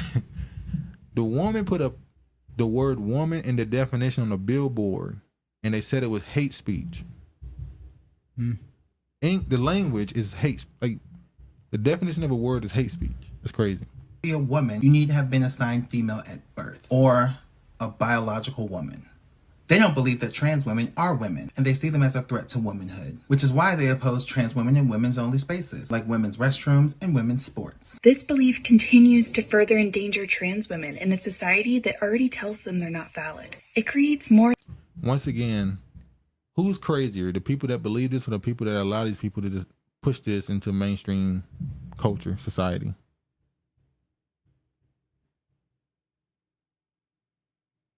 Noise and misinformation surrounding them, which fosters violence. This is just the beginning. That's what I'm saying. We haven't even hit like the pinnacle. Well, like you said last week, we already in hell. It's just the fire ain't hot. It's getting hotter and hotter. If you cannot make it in this hour, there's no way you're gonna make it. Like when we talk about that jab later, if you couldn't say no to that, and that's based off your own opinions. If you decided to do it, that's your opinion. It's just if you want those people that felt pressure to do it, then what you gonna do later on when they start coming to you, telling you to lay down your life for something? What are you gonna be willing to do then? But yeah. Although the word feminist is in the acronym, they're not feminists at all. True feminists stand for all women. Oddly enough, TERFs are generally accepting of trans men, but that's because they see them as biological women, which is problematic on its own. Keep in mind that they are not to be confused with trans-inclusive feminists who accept trans women as women and understand the importance of intersectionality in feminism. Please share this post to spread knowledge. Now, what does that look like? What does that look like? And let me say this. Go answer the question. You want to answer the question first, or let me go? No, you can go. Let me say this. Every time we bring up these topics, I talk about how they have these people in classrooms reading to children, and we talk about how that's, you don't do that. As you're pretty much sexualizing this lifestyle. You're bringing this lifestyle into kids and all this other stuff. But I have to actually check myself, because we didn't have that same opinion when we saw Martin in Big Mama's house. That was a way bigger platform. Millions of black kids saw that movie. What's the difference? What's the difference between getting them to read a book in a classroom and putting it in a movie? Wesley Snipes did it. How many comedians did it? Chris Rock, Eddie Murphy. Yeah, Eddie Murphy. You forgot about Respucia? Yeah, I'm about to forget about Eddie. All these black comedians, actors, athletes. Charles Barkley. We're gonna talk about him later. They dressed like women. They literally dressed in drag. So what's the difference between them doing it and them doing it in front of and them going to a school or a classroom to read to them? They're just as bad. But anyway, what you about to say? Nothing. You weren't gonna say what it looked like? You gonna leave it? Oh, I know what you about to say. Yeah, don't say that. I already know where you about to go with that. No, sir. You gonna get your ass whooped. By who? Somebody gonna whoop your ass if you say it. All right, let me show this right quick. Well, first let me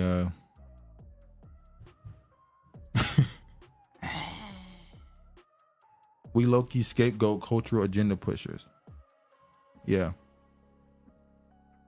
I love how y'all actually read y'all comments out loud. Yeah, we try to. She look crazy. Who is George talking about? That person we have on the screen. They ain't no she, is it? Oh, no. You talking about the I guess there was a woman in the video saying that the white woman, the one who was in the video saying how they're not accepting these spaces and all that other stuff. Why he put air quotes with biological women? Biological women. Travis's versions of bunnies. See, you don't open the damn door. Uh-oh. That thing that we saw on the damn screen, that's who you've been with for the past 2 fucking weeks, George. George been pulling tricks. You gave me the damn initiative to say it, because I wasn't going to fucking say it. Angela Wright said, why he put air quotes around biological women birthed him? Well, that's the thing. They're trying to erase y'all. They're trying to make it seem like it don't exist. The real thing doesn't exist. There's no real. We're in a society where, up is down, left is right, right is wrong. So, real is fake and fake is real. Ain't no difference. Exactly. These people you mentioned did it once, not all the time. All day, every day, 24/7. That wasn't going to kids with it. Well, what did Martin do what was the rating for Big Mama's House? It wasn't rated M for mature. It wasn't rated for adults. I think it was PG-13. It was PG-13. So kids watched that movie. I know I watched it as a kid. It was funny. Anything that doesn't have nudity, sexual intent, they normally rate that. Nah, I disagree, George. It's the same thing to me. When Wesley Snipes went into that movie where he dressed in drag for the whole movie with what's the name? Wu-Tang Fu, whatever his name. Wu-Tang Fu with what's his name from Ghost? Yeah, the dude who start with an S, don't it? Patrick Swayze. Patrick Swayze. You know there's rumors out there about Patrick Swayze. Exactly. So what's the difference when Wesley Snipes does that movie, then turns around and he got Blade also? So who's gonna be a fan of him with Blade and then turn around and there's this movie Wesley Snipes did right here, so this must be okay. If parents took their kids to see that movie, that's on them. You know what, George? If people take their kids to a classroom to see a tranny, a person dressed in drag read a book, then that's on them too, I guess. But I don't agree with that. I don't think they should be in school next to kids. That's just me. I didn't see that Snipes movie. Hey, yeah, everything I just said is basically what the whole movie is about. He dressed like a woman the whole movie. Yeah, pretty much. That's the movie, literally. They just drag. But yeah, let me move on. But typically with the black men, they have them do comedies. They don't have them do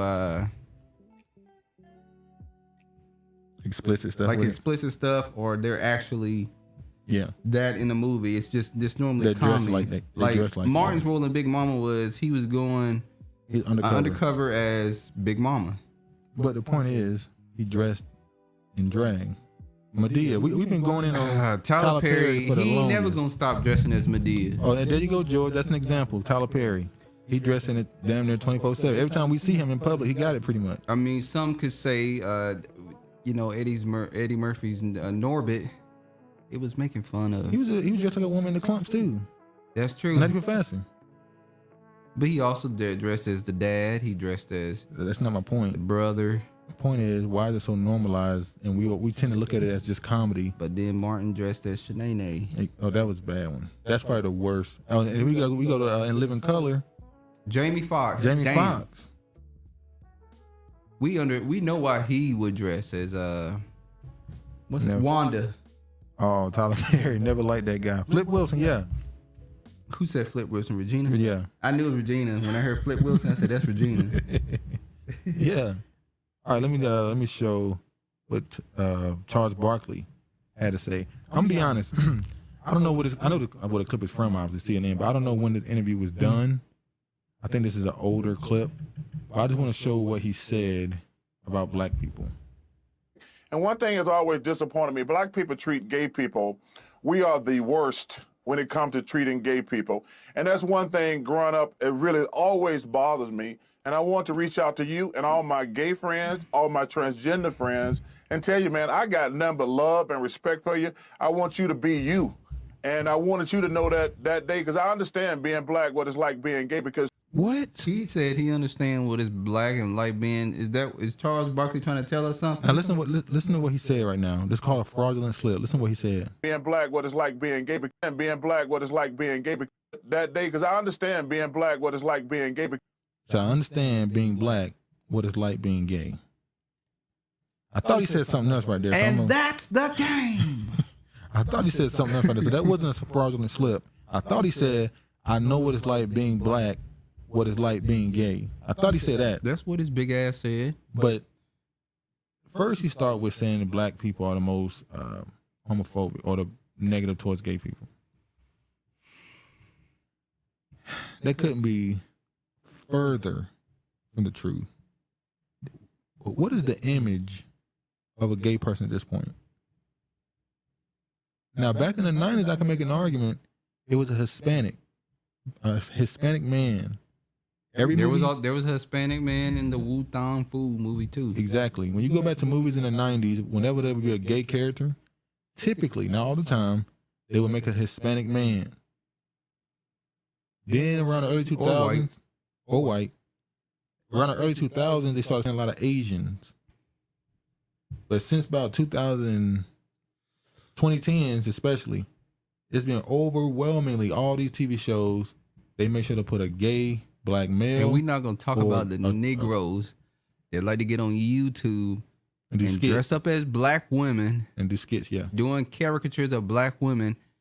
It's at some point, it's not funny anymore. To me, funny? It's like they poking fun and making fun of black women. It's not funny. But was it ever funny? Or it was never funny. Okay, I'm not gonna lie. Norbit was funny, but at the same time, it was like, okay, he was poking fun. That's what Eddie was doing. I'm liking the elder in this group. LOL. She said that's why she said Flip Wilson. Now we know Flip. Yeah, we know. They always attach gay stuff after shows get popular. Only exception is Black Lightning show. When they pulled the gay agenda second episode, I stopped watching. Charles being gay. I really wanted to watch that show Black Lightning. Yeah. And then when I saw that the girl was a lesbian, I was like, why? Yeah, I still don't know why they did that. It don't make no sense. Yeah. And I liked her. She was on a House of Pain.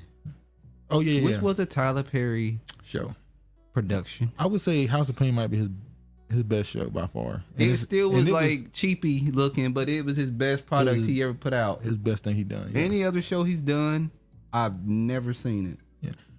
Yeah. I know you about to go into that one show. What's the name of it? My mom liked. She loved that lady that has the most annoying voice. You yeah. showed me a snippet of it. I was like, I don't know how y'all did it. And my son loves House of Pain. So is Charles trying to tell us something? Like Travis said, when a black person is gay, they put an alternative lifestyle first before their ethnicity. Well, it was somebody who just we talked about that last week, didn't we? What? Yeah. Yeah. I'm glad you said that, George.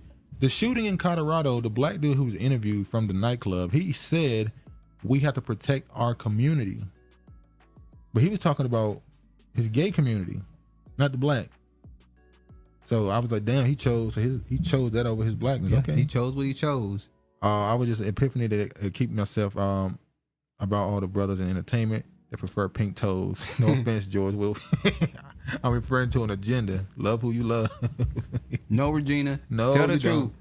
don't. George like them pink toes. So yes, the black community as a whole will not support that. I don't see why the Latino community won't speak up after being labeled Latinx, but that's on them. Well, no, they did speak He up. said what? Being labeled Latinx, they did speak up. He said ride or die.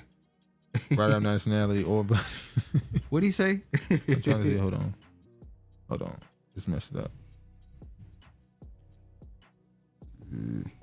Ride or die with all nationality of bunnies. Oh, you got brown bunnies, snow bunnies, rice bunnies. Bunnies with toes. Oh, some of those pink. Hey, I can smoke a bag. I can smoke a bag of that, George. All right, let me show this right quick. This is what you saw on So as your I told commute, y'all, on your commute, what you saw. I have to go through downtown to get on the Link Right Rail to do what I got to do, go to work sometimes. And I was on the bus and I saw this. I imagine this is 3:00 in the morning. Yeah. And the stuff we know. Yeah. I'm like, they got the damn goat in the middle of the damn city. This is on, I think this is 3rd and Madison, 3rd and Cherry, one of them, where they have this at downtown Seattle. They have a fucking goat. Yeah. In the middle of downtown. This is, I think they call this, it's called Seattle Degenerate Art something, Assembly. Yeah, that's it. Degenerate Art Assembly, yeah. Is this the woman who did the art? I think that's the woman who did the art. Now, if you would see this, and what you know, with the goat being a reference to Pan, yeah, and she's in the woods. In the woods, Pan searching. is a wood god. She's in the woods. We're making connections here. Yeah, so she's searching for Pan. She's searching for Pan in the woods. Or she's playing the character of Pan. Or she's one of the, what do they call them, the nymphs? Or sirens? Or No, it's the word. Many Nads. Yeah. I mean, I think it's the name of it. Many Nads. I think that's how you say it. She's one of those. Yeah. So that's why I'm saying this is just the beginning. These people are tired of hiding this shit. They want to bring this out in the open. Yeah. Oh, shit. All right. I'm just wondering what they gonna put up there next. What are we gonna see next? All right.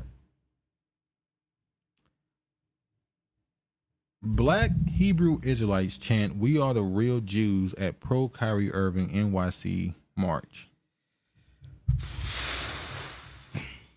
Hold on, let me show this clip right quick.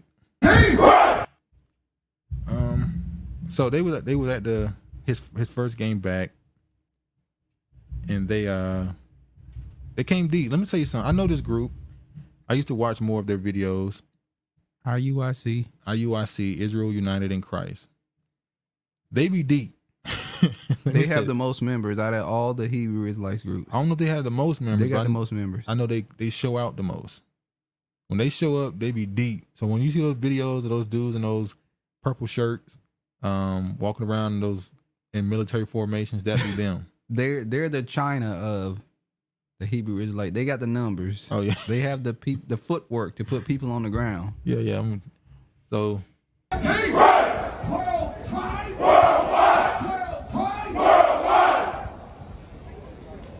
Some of us used to be in the club.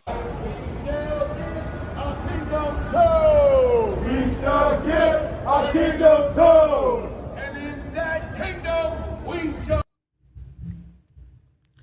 I will say of that group, their frequency was powerful and very reminiscent of Malcolm X and NOI, which scares the. I'm glad you brought up NOI. Cause I was gonna make a point about this. I don't subscribe to everything they believe. I subscribe to most of it, obviously. I'm not a Muslim, so I don't subscribe to the Nation of Islam's belief. But one thing I will say is these dudes take people and give them purpose. They completely change their framework. A lot of these dudes may have been criminals, all type of backgrounds they come from, but they come into this and they find structure and they find something that's a higher power than themselves, and which gives them, like I said, a purpose. What they have to accept when they join these groups is that there's something bigger and more important than themselves, and that they need to use the skills they have for the greater community and not just for the individual. So I will say that's one of the most positive things that groups like NOI, IUIC, and a lot of these other groups they add to these dudes is they give them true purpose and understanding. They want Kyrie canceled. They're aggressive and violent. I can't roll with them. They try to bully you when you witness when they witness in these no open conversation.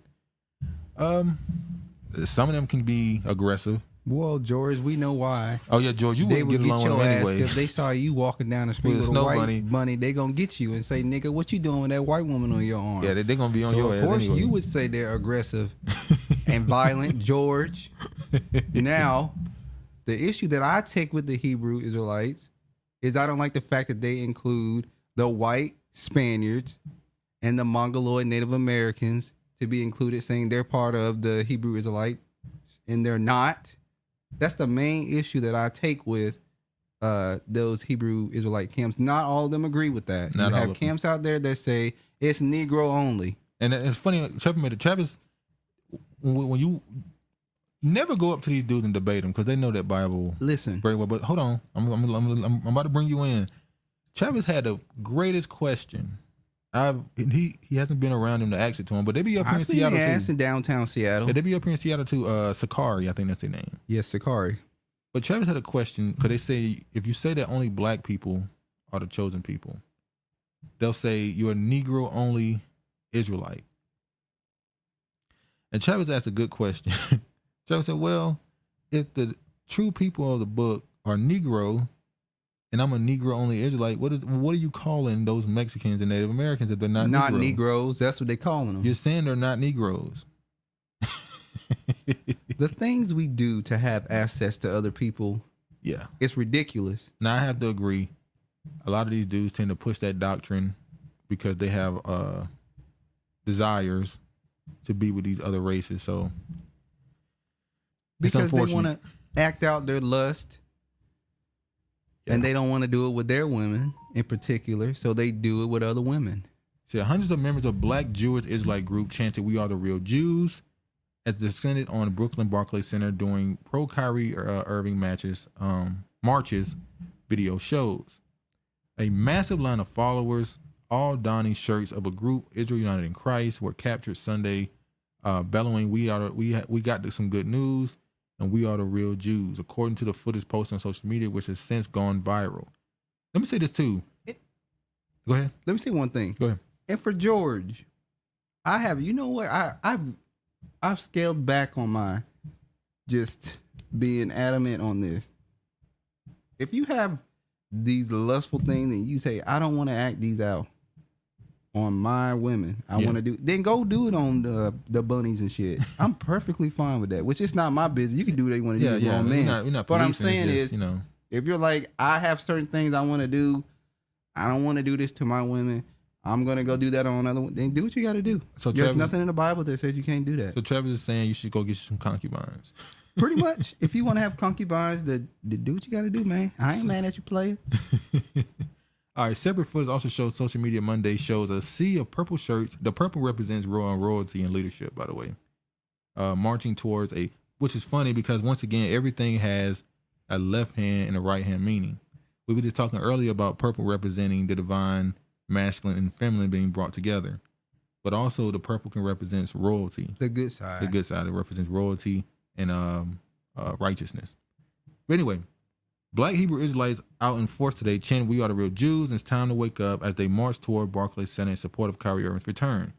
Ari Engel, director of the pro-Israel group Creative Community for Peace, tweeted alongside the clip. The group has handed out flyers outside the arena that claim to share the truth about anti-Semitism, according to the Jerusalem Post. One of the handouts said that the group's heritage was removed through the monstrous Holocaust known as the transatlantic slave trade. What's false about that? The group was there in support of Irving, the Nets point guard who was suspended after he posted a link on social media to whatever.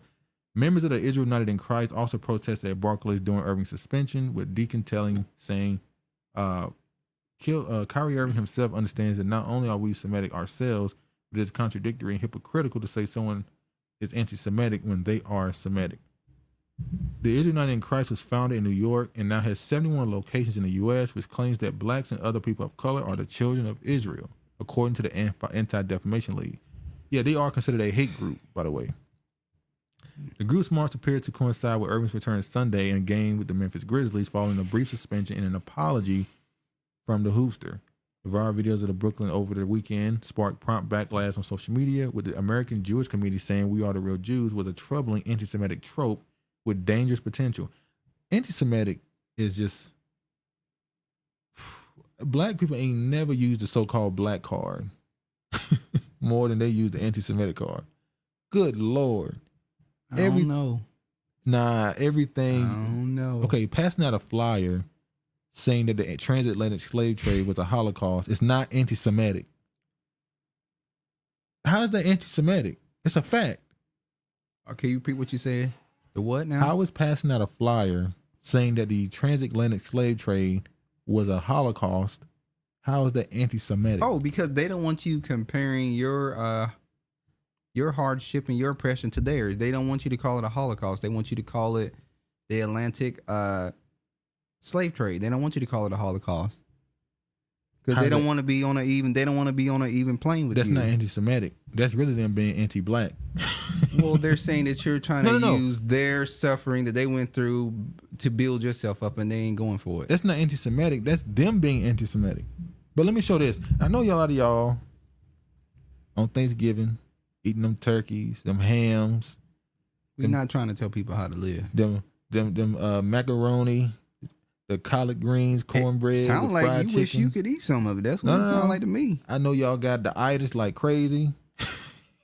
Y'all ate and went to sleep, ate again and went to sleep. Couldn't keep your eyes open.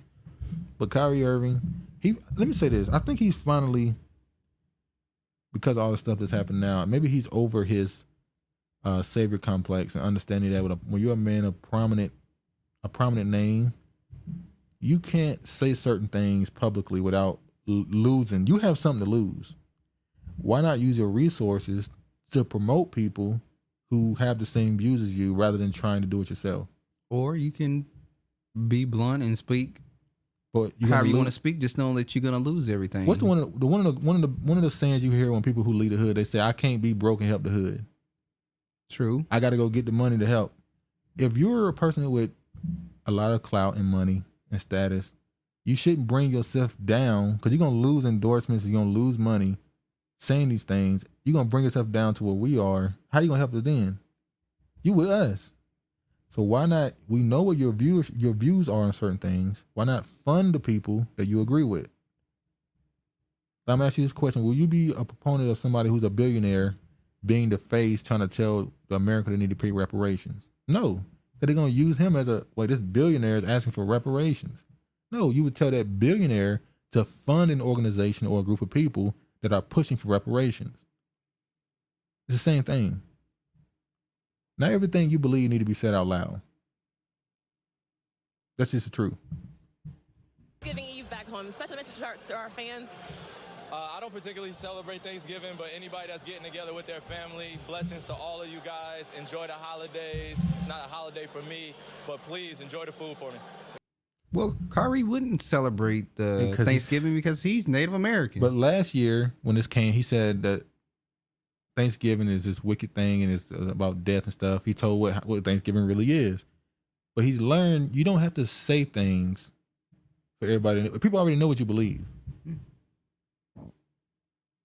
Are you still stuck on him calling himself? Look, the man said he's Native American. Hey. So now you want to know? You think he's not? Think you lying? He may be Native American. So I don't know what he is. So what's the hang up then? The hang up, there's no hang up. He doesn't celebrate Thanksgiving because, his people were his slaughtered. People? Yeah. What do you mean his people? Were slaughtered. They ain't your people? The Native Americans? What Native American are we talking about? I think he's talking about the Mongoloid No, ones. you're not. He's from Jersey. Yeah, but he went to a tribe. The tribe he talks about is in North Dakota, and they are Mongoloid Native Americans. They are not Negro Native Americans. They might be not now Mongoloid. So they were Negro then, but now they became Mongoloid. Here you go. See, this is what happened when you. Oh Lord. All right, let me show some of this. Okay. They're aggressive and violent. He said, I never knew this. Wow, for the first time, I'll give Travis props. You never knew what? I don't know, man. We were talking, I don't know. Very true. I feel the same way. Why they include all these different groups? They want access, unfortunately. A lot of them. George Wilkins, when this first came up, I didn't even realize there was literally is the Hebrew Israelites. I went straight to the Jews of Africa as education. And here are interesting group. Yeah. Like I said, they say a lot of stuff I agree with, mostly. Most of the They just got me on one hiccup. It's the religious black caucus. You trying to say they don't do shit for black people? Well, I wouldn't say they don't do anything. I think that the only I've expressed, I'm not gonna keep hitting that on the nail, but it's just one big chunk of that I don't agree with it. So they told Kyrie to do it and put him on down, so they are all know that even if we stand, they will make us fall. They don't even want us united. They want us to engineer information. They don't want us. Well, I will say this: the Israel United in Christ group. I remember years ago when Kendrick Lamar released an album called "Damn." He had a song on that album. Jealous. He had a song on that album called "Yah" and another song called what's the name of that song? Fear. Go listen to a song by Kendrick Lamar. If you haven't listened, you probably already listened to it. Kendrick Lamar, Yah, and Kendrick Lamar, Fear. What's so special about those songs? In those songs, he mentioned that black people are Israelites. Oh, okay. And what happened is IUIC came out in the video and they said, don't do this. Don't publicly support us or support this movement because they will only use it to attack you and bring you down. So he was telling them then, just fund the people you agree with to help push the message, but don't publicly go out of your way to make it seem, to make yourself a voice of it. You're just going to become a target, if anything. So he came out and said we are the Israelites, and then says it's okay to sacrifice your kids to Baal. That we know who these people really are. Then don't give them no credit. Then what credit I give them? I said that's what I'm talking about. IUIC, what they said. I wasn't talking about him. You said go listen to the songs. What did need to go listen to the songs for? I was saying the song is what it's about. He's saying that in the song. That's the song that he was on. They were talking about him on CNN and MSNBC and stuff because he said that stuff. But yeah, knowingly the separation among us, so we are within controlled opposition. Are you going to hit the? So they can see that. Thank you. Anti-Semitism means don't speak the truth. Notice the Jews never said Kyrie was an error. They never mentioned the part where they say the real quote-unquote Jew. They never mentioned that part. Because they don't want to open up that can of worms. Kanye said it. They didn't mention it. He had a whole 3-hour interview. He kept saying this over and over throughout the show. They never mentioned him saying that part. A lot of Native Americans celebrate Thanksgiving. Sure do. They sure do. I remember when when they were called the Washington Redskins and not the Washington Commanders. When they tried to change the name of the Washington Redskins, they went around and did a poll with the Native Americans, and they supported the name Redskins, which is funny because when you look at the Washington Redskins logo, it don't look like them. It look like a Negro.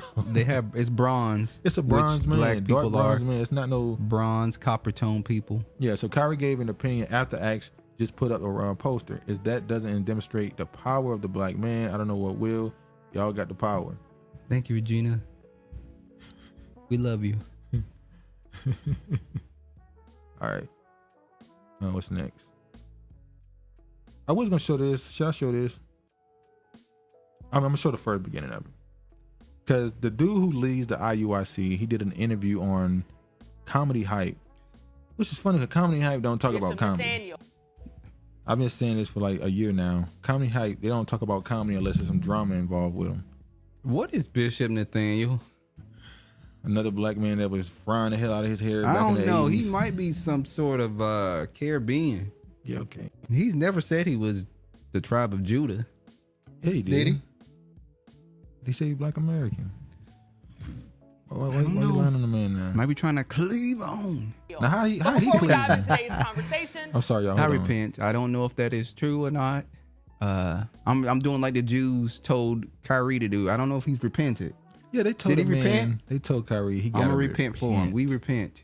That was crazy. For the things that we've said. No, you got to repent. I ain't say nothing. You don't got to repent for nothing? What I got to repent for? You've done nothing to repent for. I ain't do nothing to the Jews. No, I'm talking about in general. Oh, I ain't say that. Okay. For a second, we thought you was perfect. Hey, it told you in the scripture to be perfect. Be ye perfect. All right. Now, you know how YouTube, when you try to watch these videos, it just lag so bad. Good Lord. Or when it's a bullshit video, something's trying to tell you to move on. Nah, it's a bullshit video. I'm sorry, y'all. Hold on. This is lagging really bad now. Well, welcome to the new age of internet where it's slow as hell. Yeah, and you feel like you back in the early 2000s. Yeah, we were getting faster. Everything and faster is buffering. We was getting faster and faster, and now it's just. Welcome to the age of slow as hell internet. Didn't you get the thing came? They want you to get once you get 5G. Come on, man. We gotta move on. Yeah, this is getting kind of crazy. Either you gonna play or you're not gonna play. United in Christ has been associated with the Black Hebrew Israelite I hope y'all can hear it. I'm not even gonna show the video. I hope you can hear it. Agency, the Southern Poverty Law Center has designated as a hate group, something that we hope to clear up today. Today we have our comedy hype analyst Pierre calling to the show along we with don't know why he on there. Guest, Kiana Dancy, as well as the founder of the Israel United in Christ, Bishop Nathaniel. But before we dive into today's conversation, let's take a look at this clip. Hey, Kyrie, there's a group of about 100 people out. What? Just thinking about something. Yeah, you need to say it out loud. I can't say it out loud because it's disrespectful. Oh, that's and I'm not going to say that about Bishop Nathaniel. Oh, nothing. I don't disrespect elders. You don't? No. Did you just disrespect who? Charles Barkley? What'd I say about Charles? You just disrespected? No, I didn't disrespect him. I just repeated what he said. You did disrespect Stephen A. Smith? Me saying his hairline is bad, that's not disrespectful. I'm trying to help him out. Well, what happened when them kids said shiny head to a prophet? I'm not a kid. I'm a grown-ass man. It's two different things. Those were children mocking. All right, let's move on. All right. A priest. Was he a priest? What was he? A prophet? He was a prophet. He was a prophet. Which I think, I can't say that was harsh. I can't say that was harsh, but that was like, damn. Yeah, they got him up out of here. Hey, shiny head, bald head. You know, that's just how black kids are. Yeah, they were roasting his ass. Put a curse on him. He put a curse on him. And the lions devoured him. A she lion came out of nowhere. A she lion devoured him. Yeah. George said he disrespect elders all the time. Well, George, you are older than me, so if you considered me disrespecting you, sir, I apologize to you. Well, that was sincere? Was that sincere? It was sincere. Okay, he got a smile on his face like a Chester cat. Okay. Something that we hope to clear up today. I hope arthritis ain't caught up with you yet, George. Pierre calling to the show along with very special guest, Kiana Dancy, as well as the founder of the Israel United in Christ, Bishop Nathaniel. But before we dive into today's conversation, let's take a look at this clip. He's on 42. Hey, Kyrie, there's a group of about 100 people outside wearing the shirt of a group called Israel United in Christ. King Christ! Who's the King Christ? A group labeled as a hate group by the Southern Poverty Law Center. Y'all see the hat he got on? Organic Negro. I actually like the hat. I don't like it. Organic Negro is real nigga. How can wait? Is he a Native American or is he a Negro? I don't know. He's what do you call it? Bi ethnic. Oh, that's not bi ethnic. Native American and black, that's biracial. Well, no, that's black Native Americans. Listen, well, I would like for Mr. Kyrie Irving to come out and specify: does he come from black Native American, or is he even Mongoloid? Well, hold on, what's a black Native American? Ain't a black Native American just a black American? True, but they call themselves Native American. No, they don't. Yes, they do. The census, they call themselves black. No, they don't. Some of them actually put down Native American. He's a damn 90s baby. Who's a 90s baby? You. I was born in the 80s.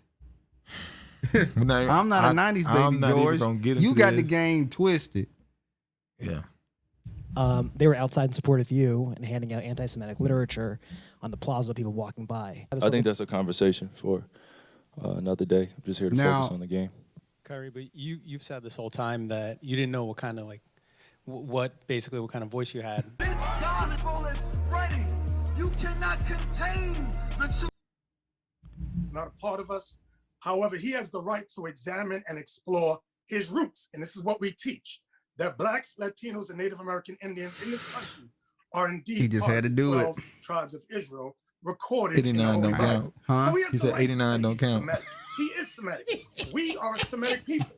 It's disingenuous to say that he doesn't have the right to explore his roots, to examine or even state that he's Semitic. Absolutely. Now, let me ask, in that same clip, we hear different reporters, and I think it was about 3 different reporters that continue to ask him about, you all supporting him, and of course he will respond in the way that we've seen in the clip. What's your reaction to that, or your thoughts on the way that Kyrie responded when asking about you all and, supporting him? I think he responded correctly. They seek to destroy Black men and Black women that stand up for any type of solidarity. That's their goal. Just like J. Edgar Hoover said, the worst thing to the United States of America is Negro unity. Anytime Black men and Black women come together, even talking about family unity, it's called hate speech. It's anti-Semitic. And any star that stands with us, their job is to destroy them from within and without. That's their job. And another thing, when you read Psalms 94:16, God asked a question. He says, who will rise up for me against the evildoers? Who will stand up for me against the workers of iniquity? This is why in the music industry, they push recently sodomy. What's that rap Glorilla did? Bouncing at the abortion clinic. They push murder, debauchery in the Black community, and they get paid lovely. But our people, we talk for righteousness, good qualities, family unity. Oh, hate speech. No, that's not right. That's what they. I will say this. If I got a record label, y'all answer this question if you agree with me. What up, Eastwood?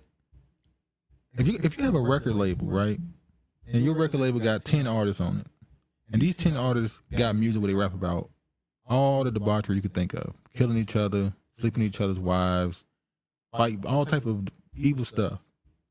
Why won't they label that record label a hate group? It should be anti-Black. But they can make that type of music. They'll play it on the airwaves. They'll put them on charts. They'll put them in playlists. But they won't consider that hate speech. That's the only artists they want. Are artists who talk about gang, sex, violence. Yeah. Those are only rappers that are promoted. You don't hear any well, you can find them. You can find it, but I'm saying it's not mainstream. Yeah. And he's right. They push abortion. Sodomy is abortion as well. So he's correct when he put it in that category. It's abortion. That was a good when you said that, when you brought that out, when you was like, that's a form of abortion. I was like, I never thought about it like because your seed is meant to procreate. All right. But unfortunately, so that's not what this society pushes. So when they interviewed him, I was surprised they even did that. What's up, bro? Travis MC needed help. I think he's talking to somebody else. Okay. My internet was slowing down while I was typing that. LOL. Oh, there go Travis gatekeeping. That must have been earlier. Yeah, I think so. All right. Moving on. Dang, what time is it? Yeah, you got to start moving up. Jesus. Time flies when you're having fun. Kanye West returns to Twitter with Shalom post after ban over anti-Semitic remarks, testing, seeing if the Twitter is unblocked. Ye, formerly known as Kanye West, wrote Sunday, Elon Musk, the platform new owner, replied, "Don't kill what ye hate, say what ye love." So he back on Twitter, but I want to trolling. Show this right here. So obviously Kanye West recently went viral again. I knew that, but for good reason. What? I'm gonna show this now. Hold on. Being a multi-billionaire, I went from being a multi-billionaire to not being able to use my Apple Pay. 4 nights ago, I couldn't use my Apple Pay because somehow Adidas was able to legally go in and freeze my money. And when I see this, I think, well, if this could happen to me, this could happen to other Americans. And for what? Come on, bro. We know what Kanye doing. This could happen to other Americans. He's being in general. Yeah, he's not segregating or pointing out any group of people. I know y'all seen that video of him going through the crowd and security to hug one or to give take a picture with a fan, and that video of the middle-aged white dude who was just out of breath talking to him like, keep doing what you're doing, man. Kanye said, I'm about to make crazy money off these white men. The white man was like, he's trying to restore order back to America because America has lost its righteousness. Yeah, he had a dinner with Trump. And in the dinner, it's funny because he said Trump said something bad about Kim Kardashian. He's like, it's the mother of my kids. So Trump said, I can tell you what he said. I know what he said too. She's nothing but a whore. So Trump said something about her during the dinner.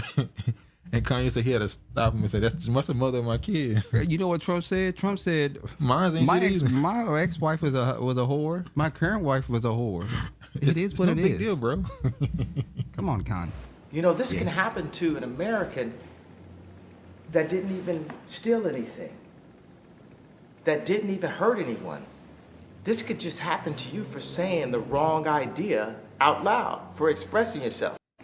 Yeah, Kanye, he going in for that money. Get that bag, I guess. Now look at this right here. I know that this will never happen again in history. Gotcha. That's I got 5 on it. I like that. I got 5 on it. He said, gotcha. Gotcha. That was Kanye funny. said, they tried to beat me with the virus. I beat the virus. Oh, man. He said they still run a game with Kanye. Yes. So now Kanye's trying to say that he did this so that he could be out of the deal. I was saying Travis was calling Eastwood for help. Oh, no, George. I don't need no help for you. If you look at the definition of anti-Semitism, they could say anything someone says is anti-Semitic. That's why I put my middle finger up to it. Yeah. Well, they did it on purpose. They don't told them themselves. You got these so-called Jewish people that got books and movies and documentaries where they expose themselves. Well, they look, man, we do this because it help us run the world. It is what it is, though. Help us run the world. Man yells anti-Semitic statements, does Nazi salute in Seattle airport. Liberal Seattle? This happened in Seattle? I can't believe it. He said a man in Seattle airport began yelling Nazi slur at passengers who were about to board a plane on Sunday. Video on social media showed the incident occurred while passengers were boarding the flight between Seattle, Washington, to Dallas, Fort Worth, Texas.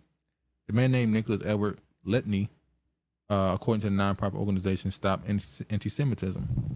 You go to the gas chamber and race war were among the numerous anti-Semitic statements that he made as people were boarding the plane, all while doing Nazi salute.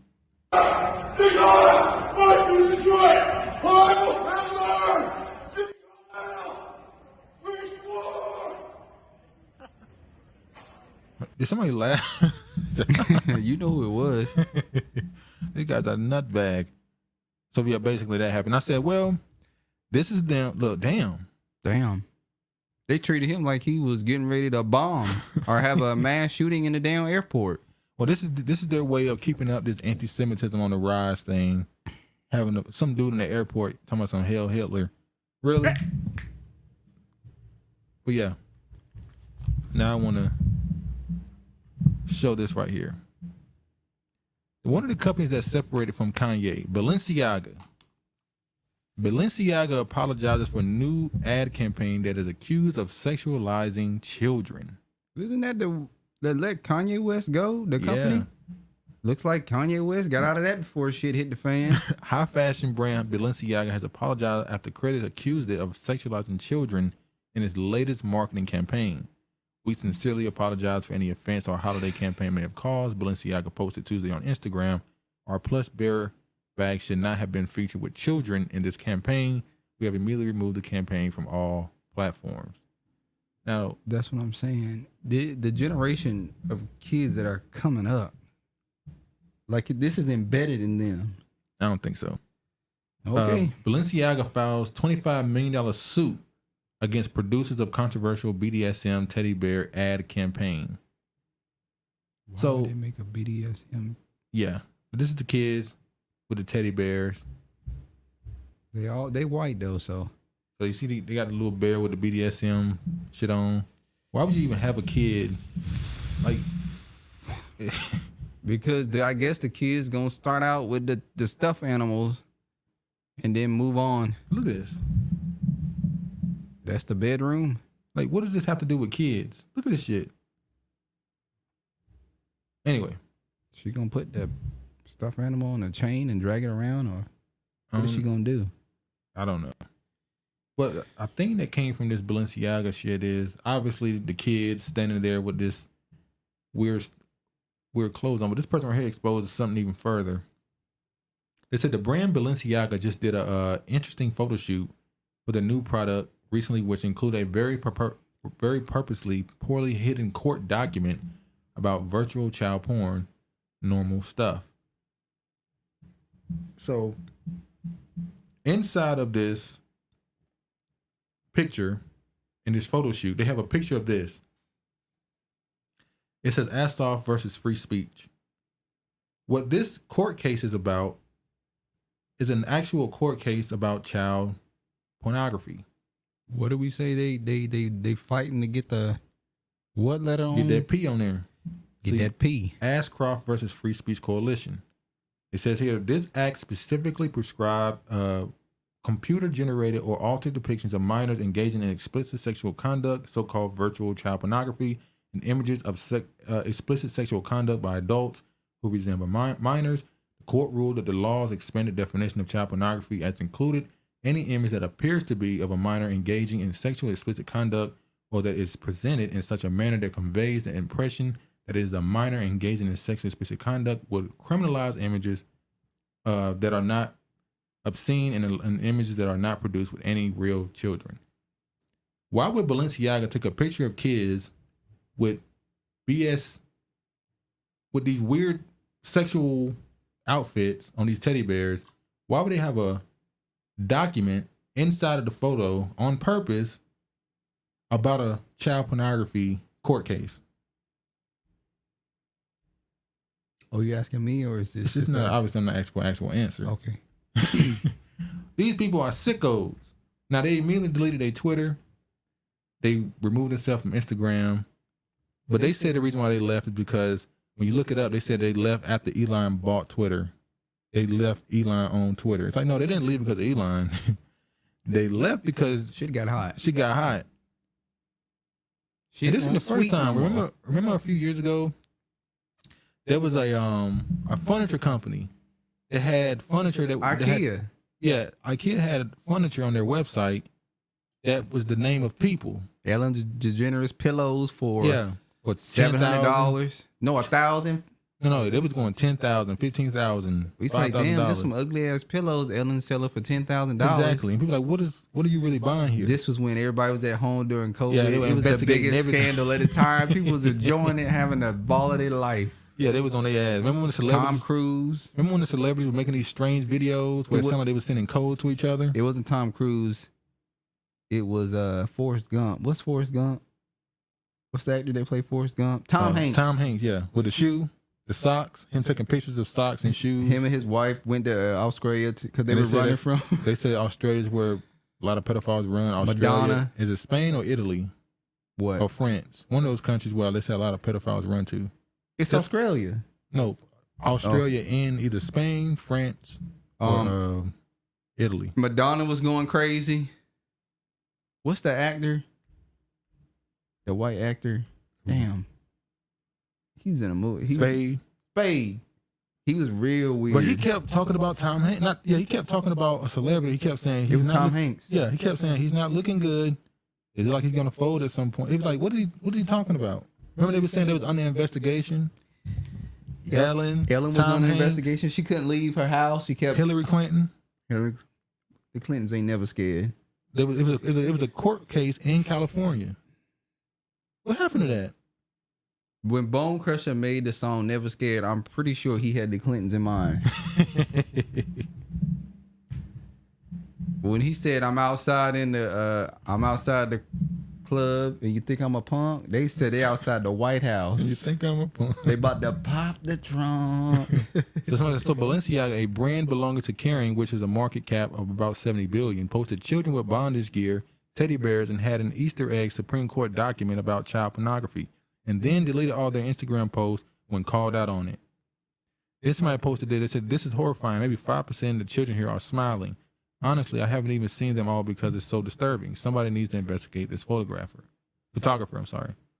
This is a picture of the kids on the website. This reminds me of that Pizzagate.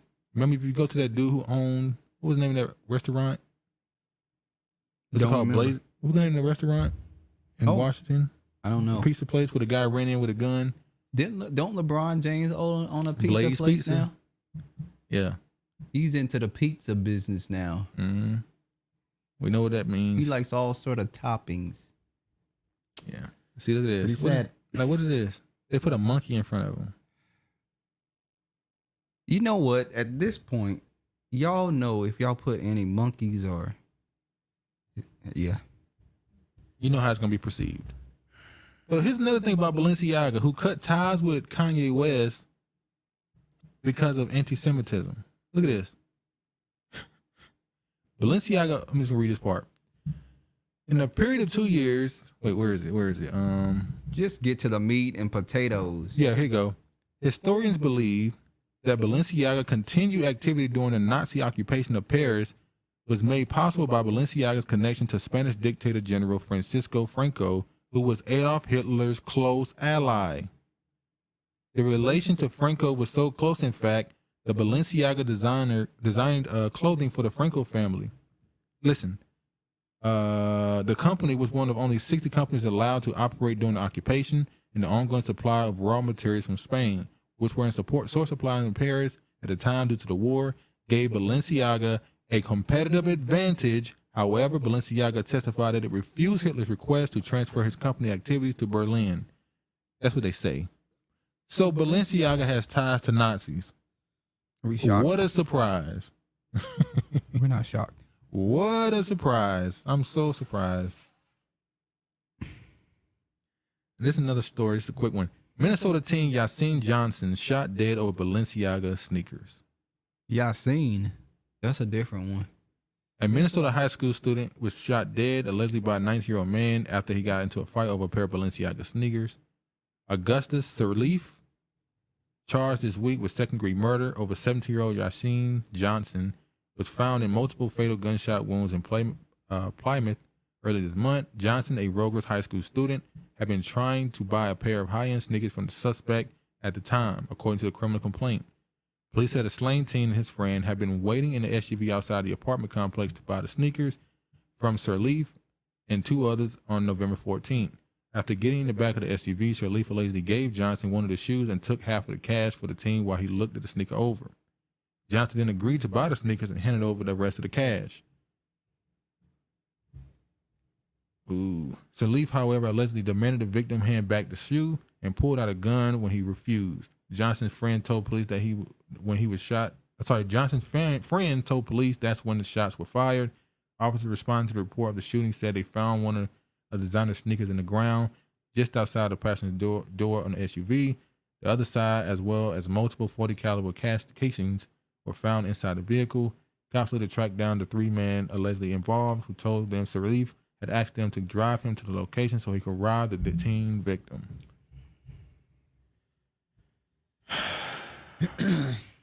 Over sneakers. So many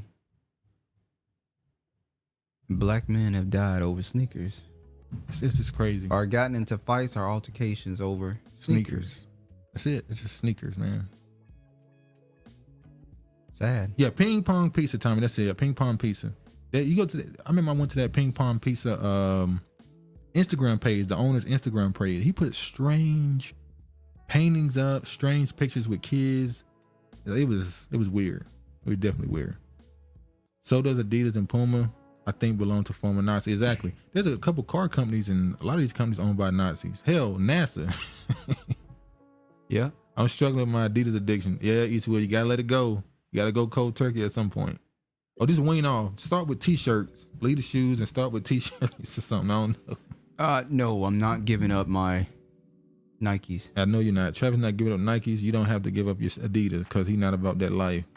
By the way, Travis, hold on, George. What you gonna give up, George? He said, by the way, Travis, I showed the FUBU website. You buy your FUBU gear yet and support your people. Laugh my ass off. By the way, what? Yeah, brothers, huh? By the way, huh? No, what did George say? By the way, Travis, I showed the FUBU website. He said, "Did you go to buy the FUBU yet to support your people?" I didn't even know FUBU had a website. Look at you. But I'll go check it out. But first, who is the owner of FUBU? I don't know. So what if the owner of FUBU is a not a non-black person? What is the point? The dude who used to own it is the dude who's on what's that TV show where they bring people on to invest in their business? Shark Tank. So, is it still owned by a black person? I don't know. Look, man, I haven't checked on FUBU. Yeah. I haven't checked on FUBU. So don't tell me to buy something if you haven't even checked on it. I didn't say nothing. That's George. No, you said that last week too. I said why you didn't support FUBU back then the way you do Nike now. When I say you, I wasn't talking about you in particular. I was talking about black people. Oh. Georgia organizations push to keep black voters energized for a crucial Senate runoff. I hope Herschel Walker wins. I said it. I hope Herschel Walker wins. Black people have shown up for democracy for generations, and I believe that it will show up again in Georgia, said Rana Epting, the executive director of Move On. They still pushing it, ain't they? What is Warnock going to give you for your vote? What's Scott going to give you? We're talking about Warnock right now. No, what is Walker going to give you? Walker is going to give us freedom to be off of that Democratic plantation that they've been on. Y'all See, you got to be freed first. Oh, let me know. Look. Be freed first, and then the next time go around, we'll give demands to Herschel Walker. Negro, if you want to stay in office, we're going to need you to stop aborting kids. Talk about implementing reparations for the people of Georgia. You expect Herschel Walker to do that? He against reparations. Yeah. Well, we're going to change his mind. How? As a black man, they don't change his mind. How the hell are you going to change his mind? He's a black believe man. That Herschel Walker will come around. All right. There's no hope for Warnock. I don't know he's being sarcastic. There's no hope for Warnock. Am I right about that? There's no hope for him. He's not going to do shit, correct? Neither one of them are. Okay. So what difference does it make if you don't vote for neither one of them? No, they need to let go of that Democratic party. Let it go. Okay. Are they trying to trick us into voting for slavery? Okay. Black voters in Louisiana embarrassed by state's failure to pass anti-slavery amendment. Are they trying to trick us into voting for slavery? Asked John Miles, a 41-year-old black truck driver in Monroe. Black voters in Louisiana are confused. Many are embarrassed. Some are angry. All seem to be concerned about their state is being perceived after how their state is being perceived after a constitutional amendment to eliminate slavery and forced indentured servitude failed to pass in November election. Talking about prison, obviously. They want that free prison labor. I'm sorry, they're not giving it up. They may be, in part, because the lawmaker who authored the bill to allow the vote switched direction and worked to kill it. 4 other states, Alabama, Oregon, Tennessee, and Vermont, passed similar legislation effectively ending slave labor in prisons. Louisiana, however, did not vote for the constitutional amendment, which has been introduced by Representative Edmund Jordan, a black politician known for fighting for black people's causes like limiting police officers' immunity in civil lawsuits. In an unusual twist, Jordan initiated a campaign last summer with an amendment he authored to fail. His original bill read, slavery and involuntary servitude are prohibited. With that language, it was clear the bill would have wiped out the 138-year-old exception in Louisiana's constitution that allowed involuntary servitude as punishment for a crime. But Jordan agreed to an addendum to the bill, which said a part of the Constitution that prohibited slavery and involuntary servitude did not apply to otherwise lawful administration of criminal justice. So basically, if we correctly put you in prison, you're still a slave. That section, Jordan said, created confusion for him and voters and made some question whether the second part of the bill was canceling out the first part. Are they trying to trick us into voting for slavery? Why would they make it so confusing? He said he voted no because of the lack of clarity. Ultimately, the amendment failed with 61% voting no. Jordan was fine with the amendment not passing, even though many black voters disagreed. The measure received more no votes than yes in all 64 parishes in the state. Some of the voters, like Todd L. Sterling and Baton Rouge, said that measures passing would have represented progress rather than leaving slavery and indentured servitude in place. His failure signifies remnants of a time many would like to forget.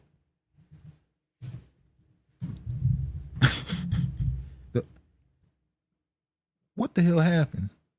So he put out a bill. They wanted it redone and added a clarification that canceled out the first part. And so he just said, all right, fuck it, we ain't signing it, and just moved on. Pretty much. And the people are like, what the hell? Basically, somebody probably put some money in his pocket and said, wow, don't dude. listen to it. I'm saying Wow. I said it. Wow. Somebody threw some money in his How pocket. low of the black man you think he would just take money and just let his people just die? Somebody threw some money in his pocket and told him to throw that one in the bottom of the water. This is how low he thinks a black man. Yeah, okay. I'm going to say the brother is behind the scenes coming up with a plan. Oh, it's a plan, all right. Plan how you going to spend that money. Black spending power reaches record 1.6 trillion, but net worth falls.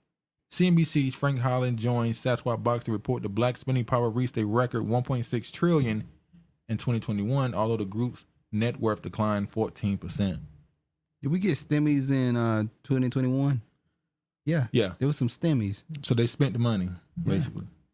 Amazon. So if black people became their own country, they would be like the top 10 richest nation in the world, wouldn't they? 1.6 trillion? Possibly. They'd be a top 10 wealthiest nation.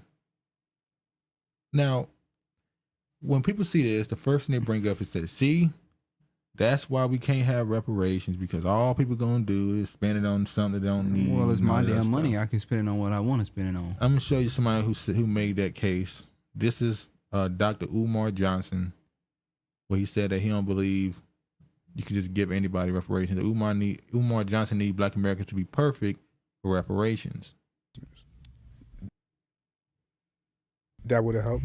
Let me ask you a question. The question on the table. If we get reparations, will that help us?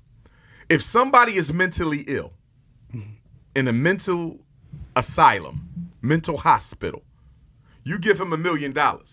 Gone. Does it reverse the illness? No, it don't. Does it do anything to treat his problem? No. So let's take that to a community. If a community has no institutions, no way to track the money in their community, they own none of the institutions. And the reason why they willing to destroy their own communities is because they don't own anything. Part of the reason why you see when you go into a quote unquote hood place, the reason why it looked the way it looked is because they don't own it. So they don't bother to want to take care of it. You drop. So if you give them money to own it.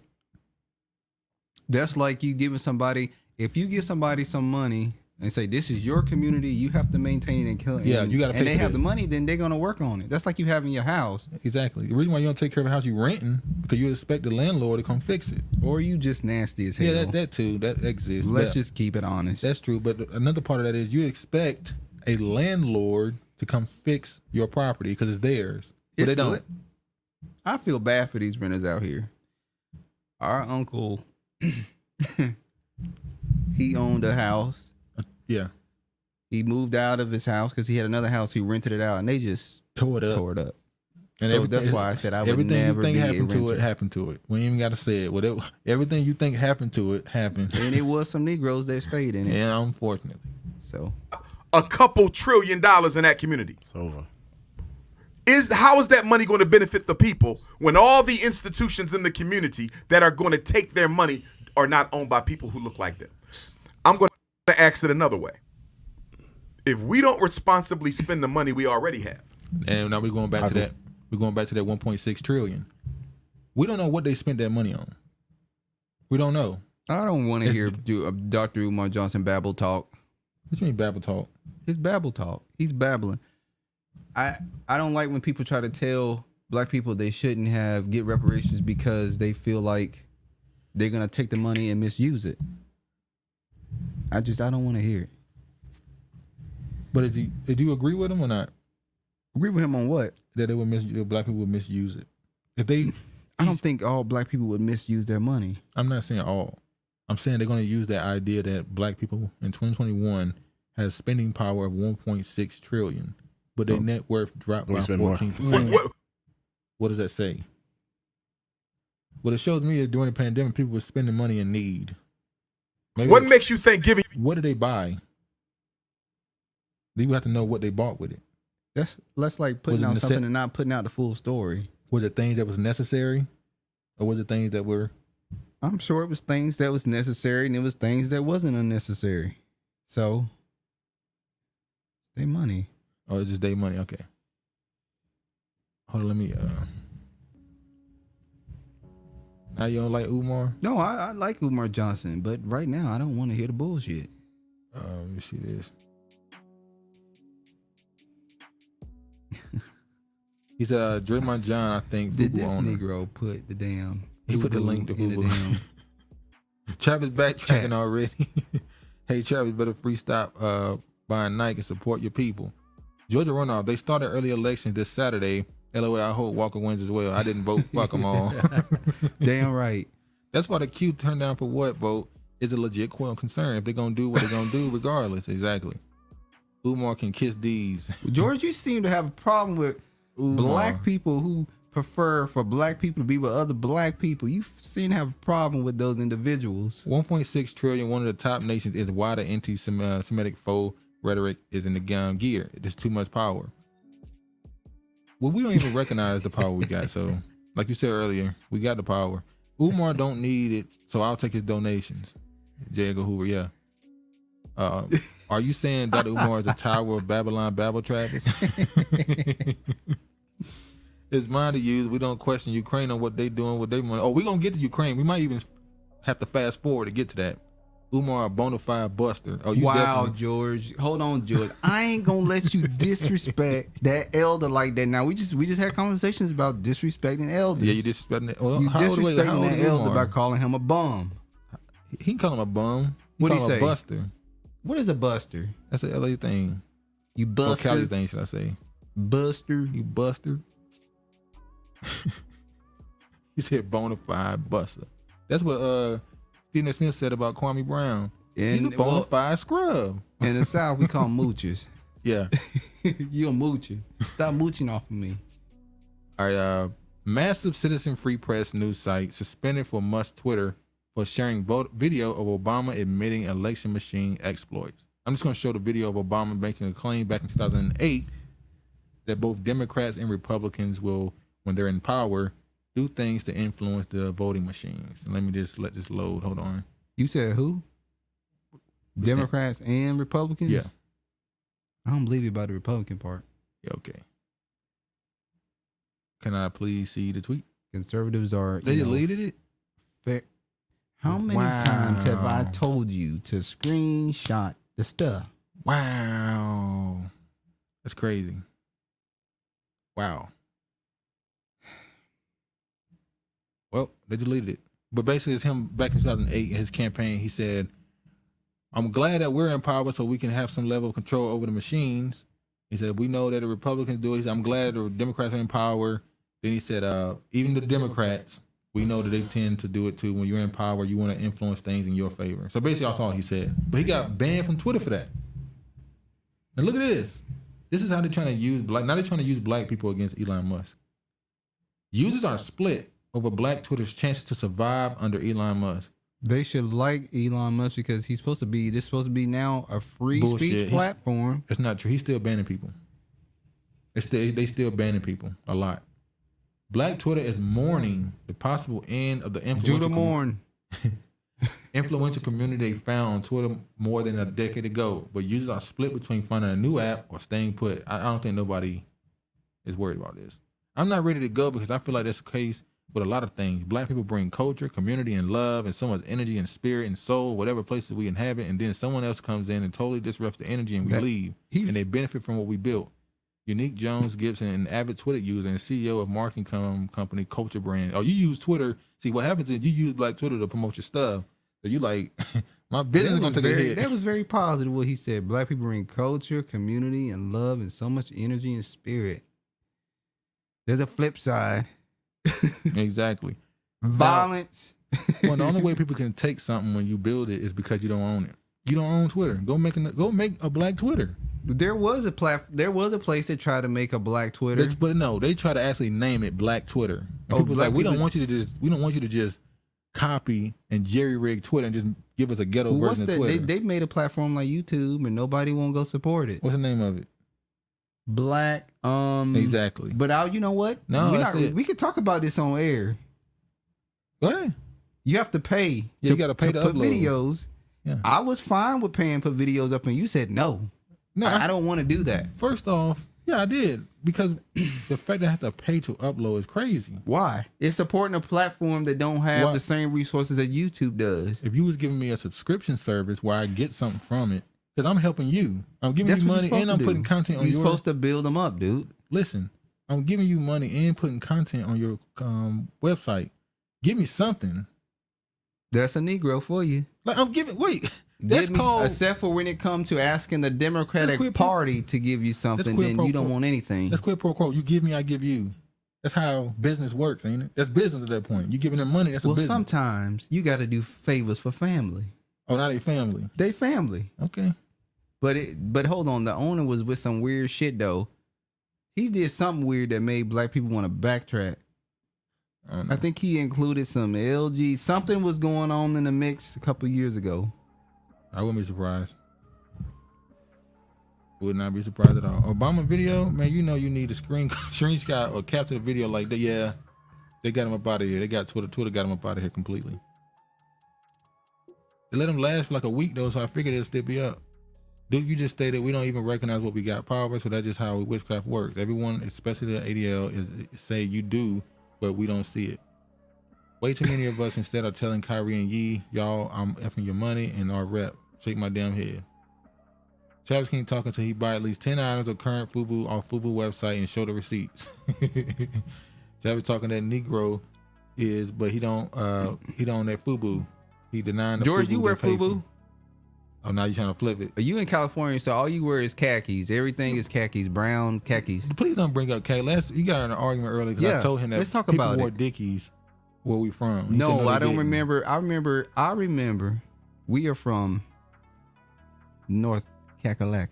North Kakalaka. They wore baggy ass pants or shorts. They were not Dickies. They were jeans and big ass tees in the early 2000s. I don't remember them wearing no damn khakis, shirt khakis, pants khakis. That's a California thing. That's not a every state thing. They wore Dickies. Every state has different cultures for stuff they wear. They wore Dickies, Travis. In the South, they wore baggy clothes, dude. Okay. Is that not true? Yeah, they wore Dickies. Where did I ain't gonna go back and forth with you. Oh, let's speed it up. FTX businesses owe more than $3 billion to largest creditors. FTX is a crypto company that just went under. The story is obviously this FTX business is tied to a lot of businesses, and they don't want to bring the names out yet because it's embarrassing.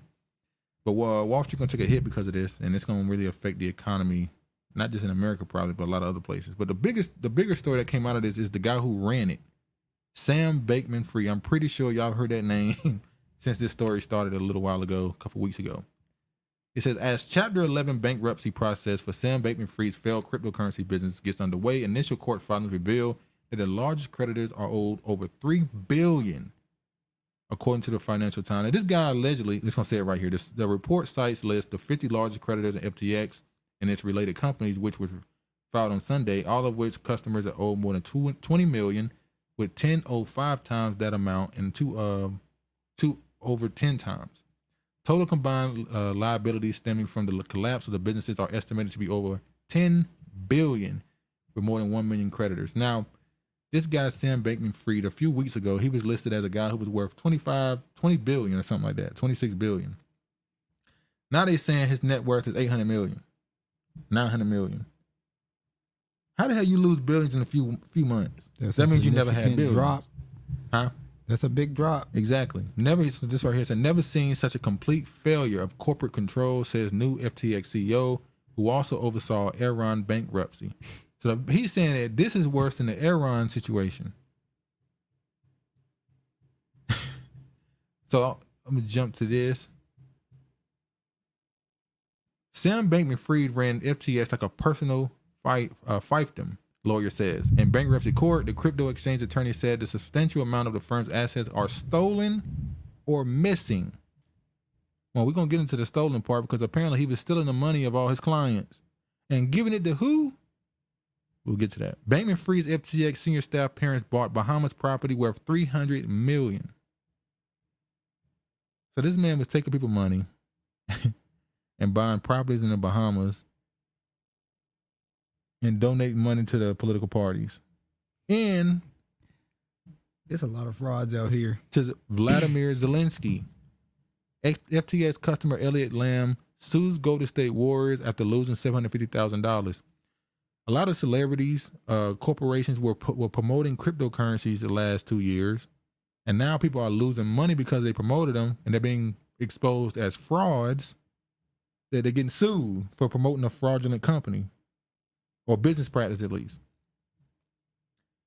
Sam Bankman-Fried, FTX team, among top political donors before bankruptcy. Founder focused on contributing to Democrats while fellow executives backed GOP. FTX founder Sam Bankman-Fried and members of his team rose from relative obscurity in Washington to be among the biggest donors in the U.S. politics, contributing more than $70 million to election campaigns in less than 18 months. So he gave like $40 million to the Democrats. Well, that's why they was getting all that money. Exactly. And all those raises.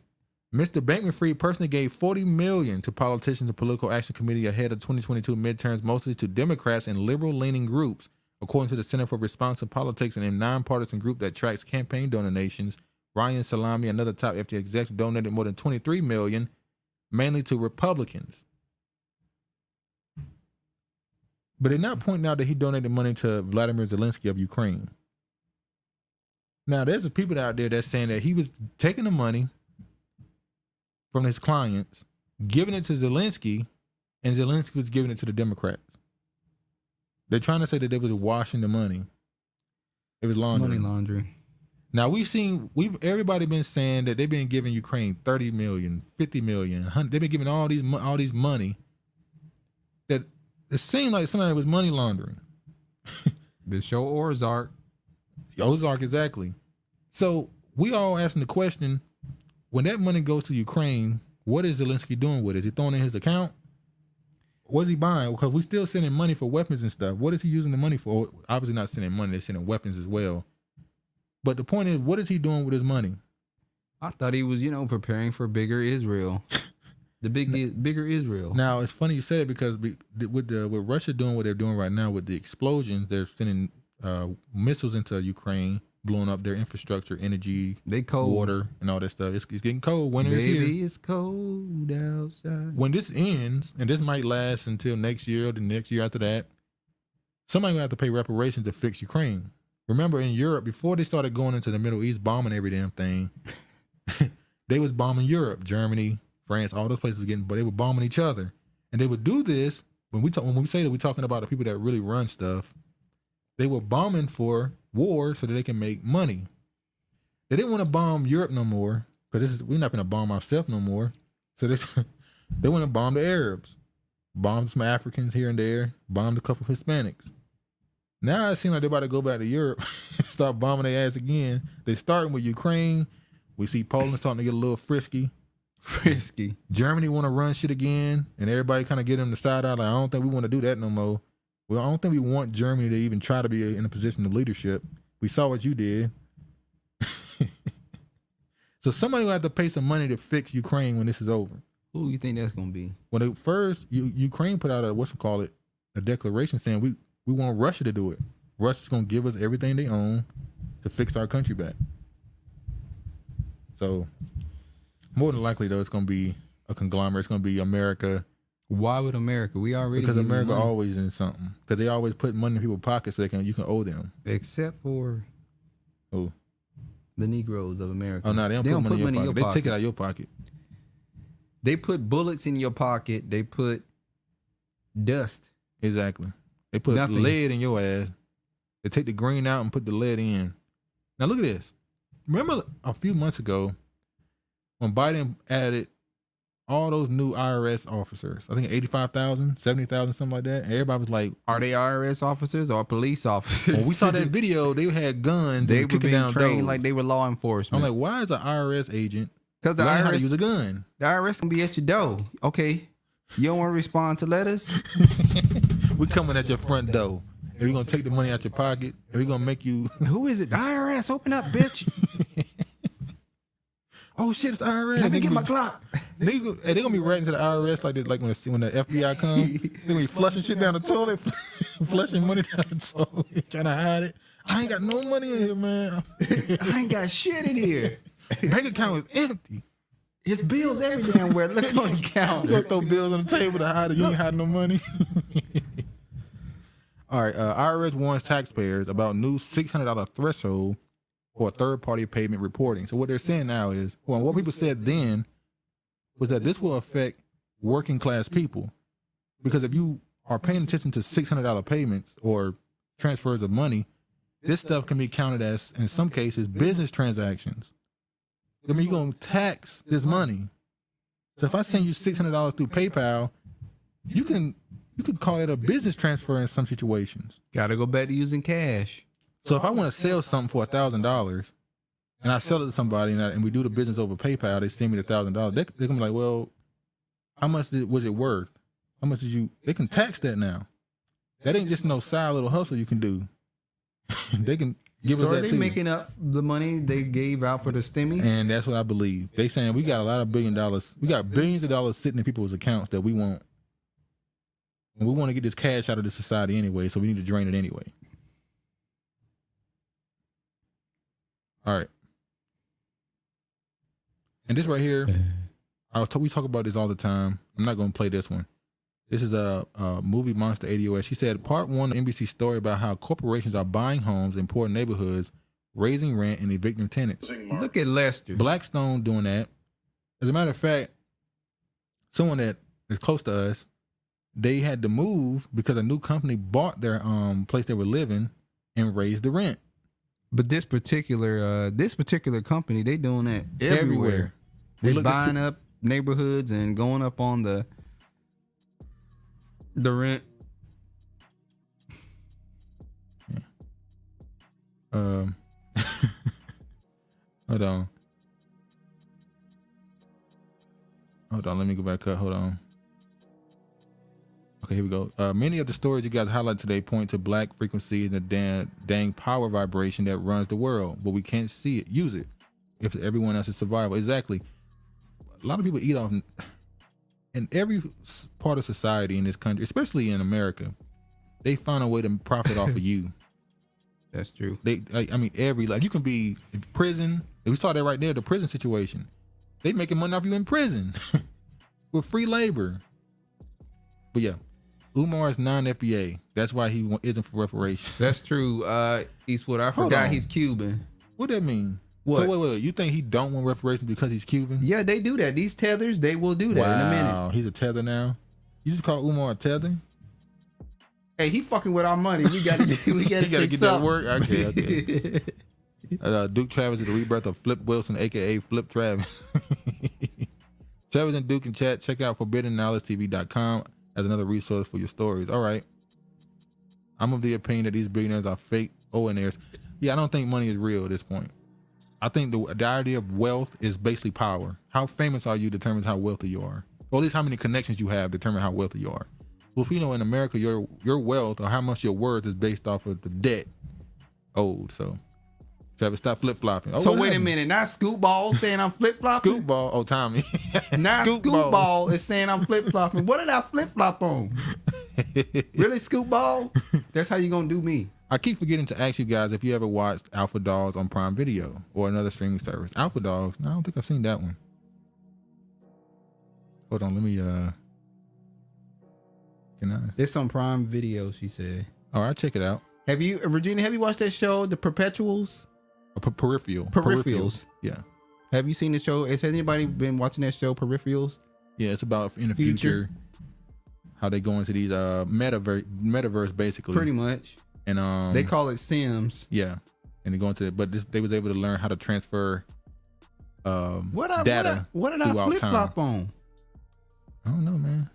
Is anybody that accused me of a flip-flopper gonna tell me what I flip-flopped on? Because It's a lot of accusations being thrown out there in the comment section, you know, and I don't like it.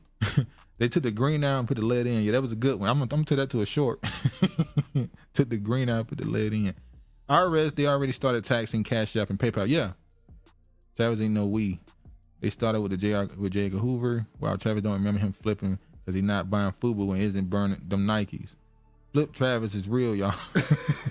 So they saying because I won't burn my damn clothes that I work hard for over a Negro that identifies as a Native American. That's crazy. But see, that's how black people do you. They flip on you in any minute. That's how black people do. They now you calling them Judas? On you. Now you calling them Judas? Yeah, they Judases. Wow. And George ass is the leader. Nope. But I think I've seen the previews with the virtual reality glasses. Yeah, it's pretty good. It's a good show. It's some stuff in there that's kind of, you know, some agenda-based stuff in there. But a lot of feminist stuff going it's heavy. on. It's heavy on it, but it's okay. The sister got it heavy on her. Yeah, the one black woman in the show. Well, she's not the one black woman, but yeah. Not her.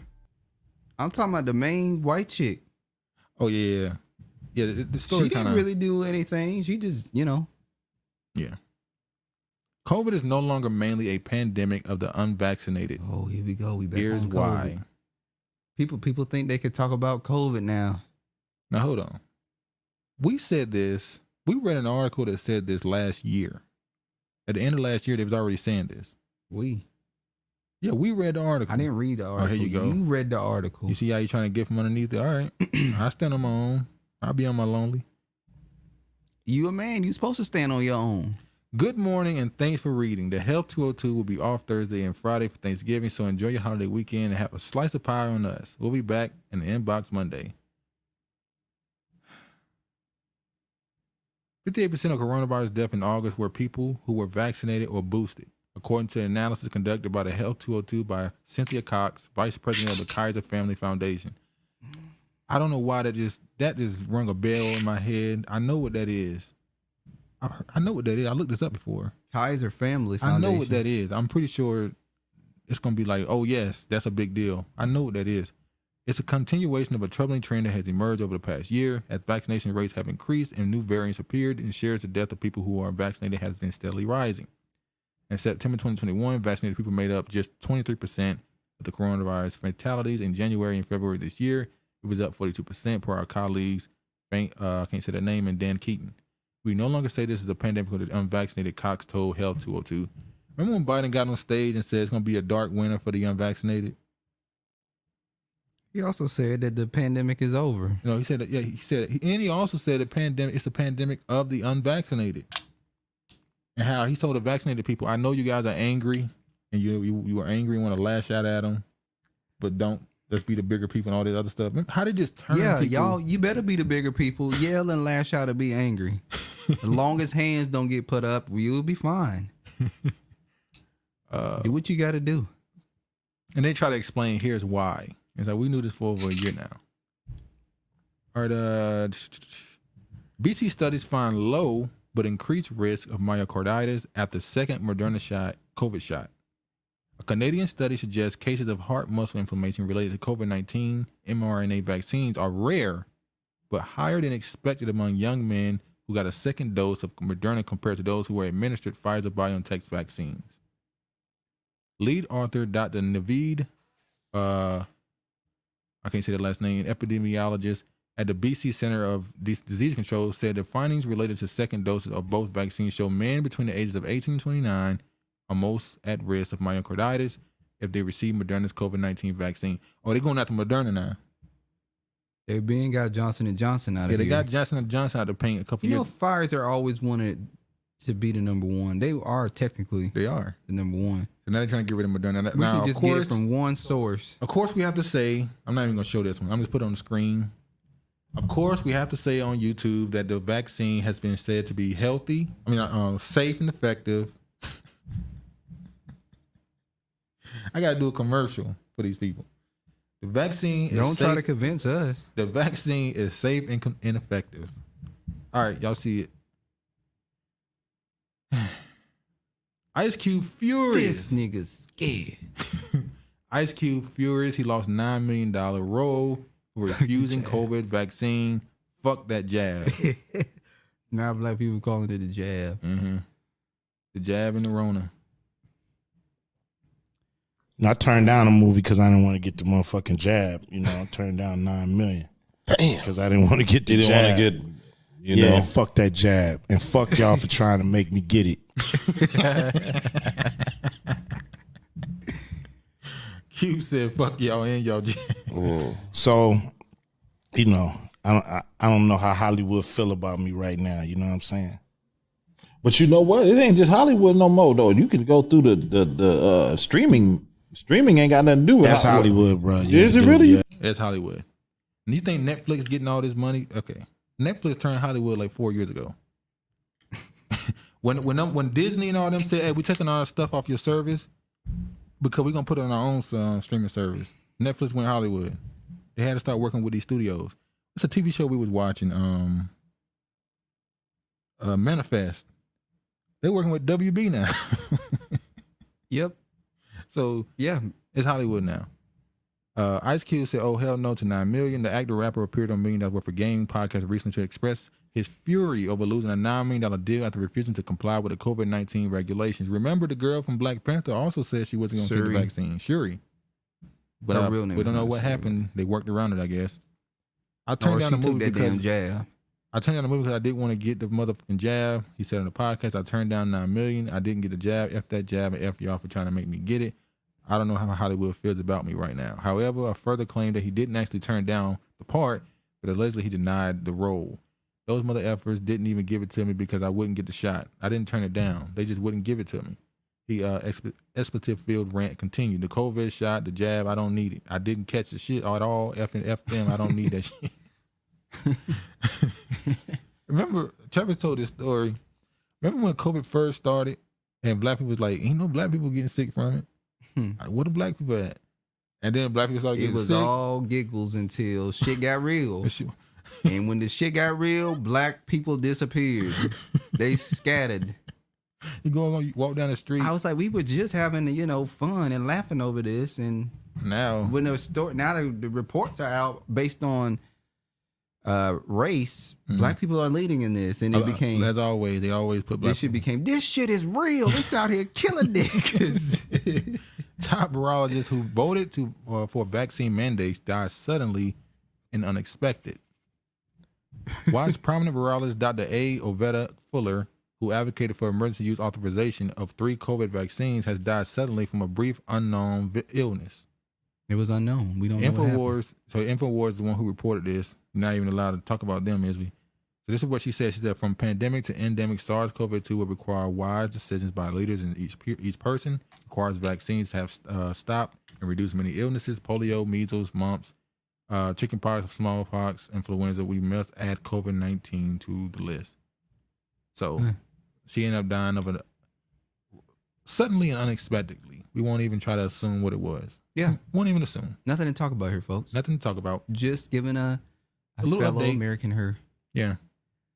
Fauci urges Americans to get the COVID shot as study finds new booster is best yet. It's the best one to get you out here quickest. Fauci, you take the COVID shot. You take the jab. We want to give you the jab.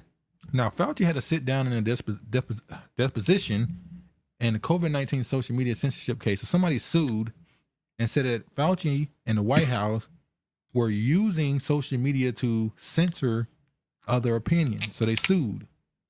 Now, Fauci in this 7-hour deposition, they said they found so amazing how much he forgot.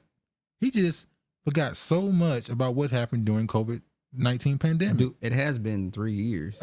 He's a scientist. I would imagine his memory is pretty good. It's just amazing how much he forgot. He just forgot so many things. But in the midst of everything, it was just, you know what, you're right. It was just so, a lot of chaotic. The man has a lot on his plate. Yeah, He's Jewish. Yeah. Jewish people are under attack. Yeah, he got to worry about that. And he's got to worry about saving the world, not just the United States, the world. He said his thick, don't he, y'all? He was doing it good, don't he? Go ahead. I'm not going to let you sit here and talk about Dr. Fauci like that. He did a service for America. He's a patriot, ain't You didn't want to go that far. Oh, because he's an immigrant. He's a patriot for his country. Oh, that's a good one. That was slick too. So he got $1 million from him. Dr. Anthony Fauci was quizzed for 7 hours Wednesday by the Republican Attorney General of 2 states as part of a lawsuit alleging that he and other White House officials leaned on social media companies to limit debate about COVID-19 during the height of the pandemic. One thing is clear from the 7-hour deposition of Dr. Fauci today, Missouri Attorney General and U.S. Senator-elect Eric Schmidt proclaimed on Twitter, when Fauci speaks, social media censors. So basically they sued, said that y'all were using social media to censor people. Fauci said he forgot a lot of stuff. But you know what else came out of this that's crazy? Fauci pretty much admitted that they got their entire plan from China. China. Fauci defended lockdowns during deposition, said China was the inspiration. So basically, Dr. Fauci said that he sent one of his workers, I forgot the guy's name. Workers? Oh, he sent a friend or a co-worker or whatever. He sent him to China to see how they were handling the pandemic. The guy came back from China and said, this is what they doing. And he pretty much said, all right, we'll just do that. Well, it's a reasonable thing to send an individual to a country where, to try to see what they're doing, to see if it's possible to implement it in your country. So the problem is when they came back, they lied and said it's based off science. It was based off of what China. They just following what China was doing. Well, remember when they were telling people to stay 6 feet apart, and there was no science behind that bullshit. Remember when they were telling you to wear what they call those masks, those paper masks, pretty much, and there was no science behind it. Cloth masks don't work. They already knew this. Well, the thing with science is that you have to follow the medicine, and you have to, things change. You have to, implement different things as you go along. Okay. Is there a problem with that, or that's the science? All right, let's get to this science. Ex-Surgeon General Jerome Adams says he couldn't find a job after leaving Trump White House. Why? That's the one that said the reason why black people was dying from COVID because they eat, they're unhealthy. He said the reason why they're number one is because they're unhealthy. Well, black people do eat unhealthy food. He said former Surgeon General Jerome Adams said that he struggled to find a job after his 4-year stint as America's top doctor under former President Donald Trump.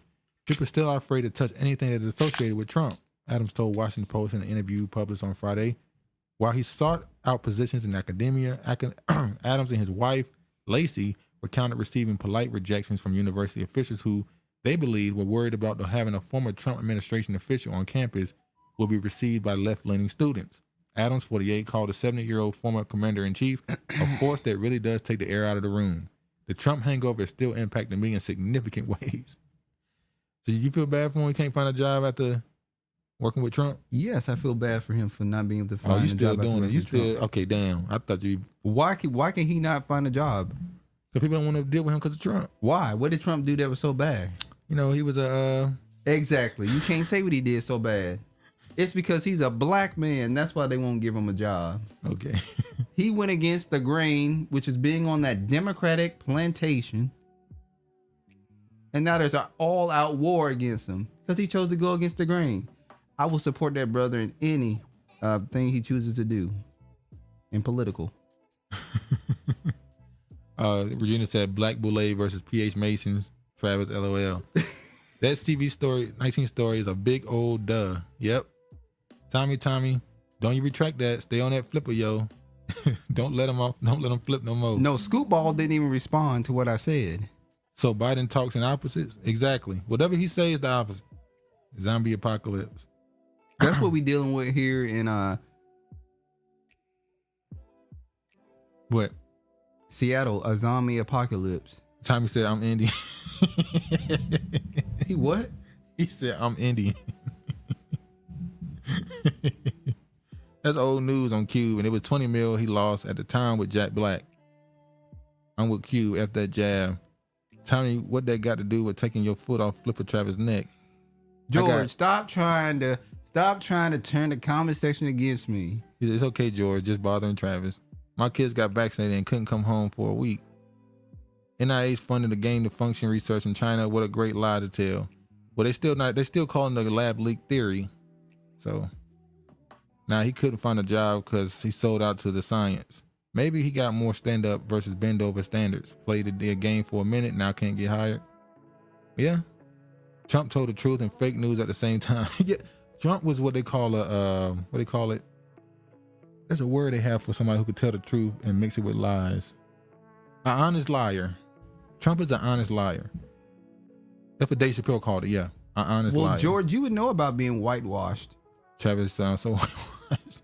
Yes, Travis, Seattle is a zombie apocalypse for sure. I'm watching the hearing, and it's always been an asshole. He messed up doing TV. Yeah. Doing HIP. The fact that Tony Fauci is able to get away from that HIV storyline is crazy. That the media wouldn't even bring it up much. That really should have stopped him from being respected at all. But grade A gaslighting. FDA says anti-ivermectin campaign was just a recommendation. Do we need to go any further? All I'm gonna say is, I'm gonna show. They got the messages here yet? They got them? Yeah. So on Twitter, the FDA said, "You are not a horse. You are not a cow. Seriously, y'all, stop it." This is what FDA was saying. So they were telling you not to take ivermectin for COVID-19 because it's not going to work. That's what the FDA and the CDC says. Part of the science. That is the official FDA CDC position. But then you see here, now they're saying, "Oh, we weren't saying that as something that has to be written in law. We were just giving a recommendation." Even though giving medical advice, you're the FDA. You saying something like that is going to make it. I'm not even going to talk about the fact that you in cahoots with social media companies. You couldn't even speak on it. Can that be proven? The lawsuit is on right now. That's why Fauci had to sit down for 7 hours. Did and talk. you do the research? It literally just said it right here. The article. The U.S. Food and Drug Administration, which mocked Americans for taking ivermectin to treat COVID-19, now says their campaign telling people to stop taking it was informal and just a recommendation, according to an argument made by the government lawyers during the recent hearing. We can't even really go in because I'm pretty sure y'all gonna have that more facts on COVID-19 on this video. There goes my baby. Xi Jinping, Kamala Harris, and other Asia-Pacific leaders convene in Bangkok. I think I'm gonna start back calling her Kamala. Are you gonna give her Kamala? You gonna let her have it? It's Kamala, but I might let her have it. Okay. So Kamala. They had an economic forum in Bangkok. Kamala Harris was there. A lot of the other Asia-Pacific leaders were there. But the crazy thing that came out of this is this right here. Matter of fact, where is she? We never see the vice president anymore. Oh, they had to get up out of the media for a little while. How disrespectful to a black woman to do that. Macron. We need single global order at ongoing APEC summit. That's what he said. I'm going to show the video. We are in a jungle and we have two big elephants trying to become more and more nervous. If they become very nervous and start war, it will be a big problem for the rest of the jungle. Who the jungle? What the?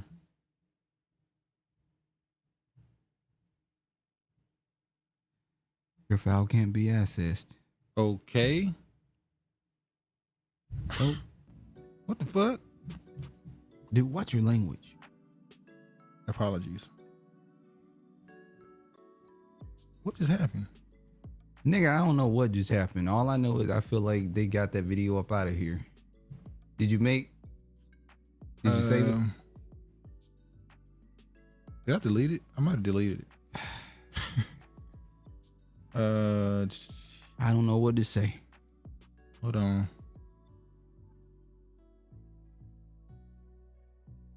Oh, come on. No, it's right here. Okay.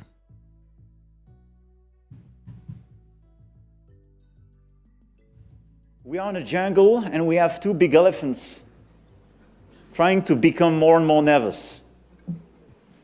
If they become very nervous and start war, it will be a big problem for the rest of the jungle. You need cooperation of a lot of other animals. Tigers, monkeys, and so on.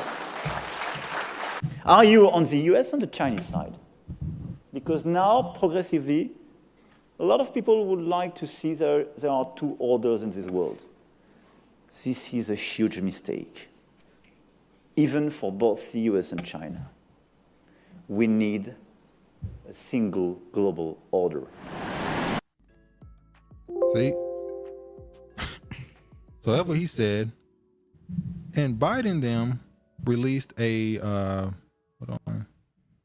Biden and them released a the G20 Bali leaders declaration. Who was the monkeys and the tigers? Yeah, I'm about to say that. He said it's a jungle. I mean, I can guess who the monkeys, and the tigers are. I don't want to put any countries out there. They said, look at this. This is what Biden White House said. We support the international efforts to keep food supply chains functioning under challenging circumstances. We are committed to addressing food insecurity by ensuring accessibility, affordability, and sustainability of food and food products for those in need, particularly in developing countries and least developed countries. We reiterate our support for an open, transparent, inclusive, predictable, and non-discriminatory rules-based agricultural trade. Based on WTO rules, we highlight the importance of enhanced market predictability, minimizing distortion. Wait, just the one.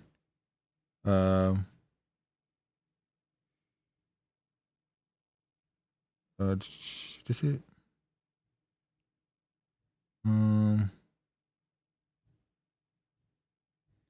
Sorry.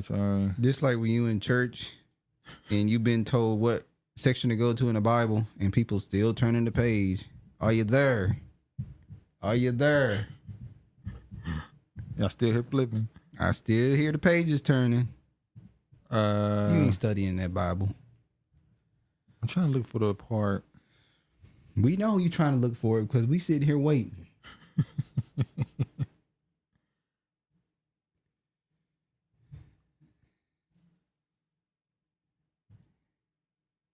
Okay, here we go.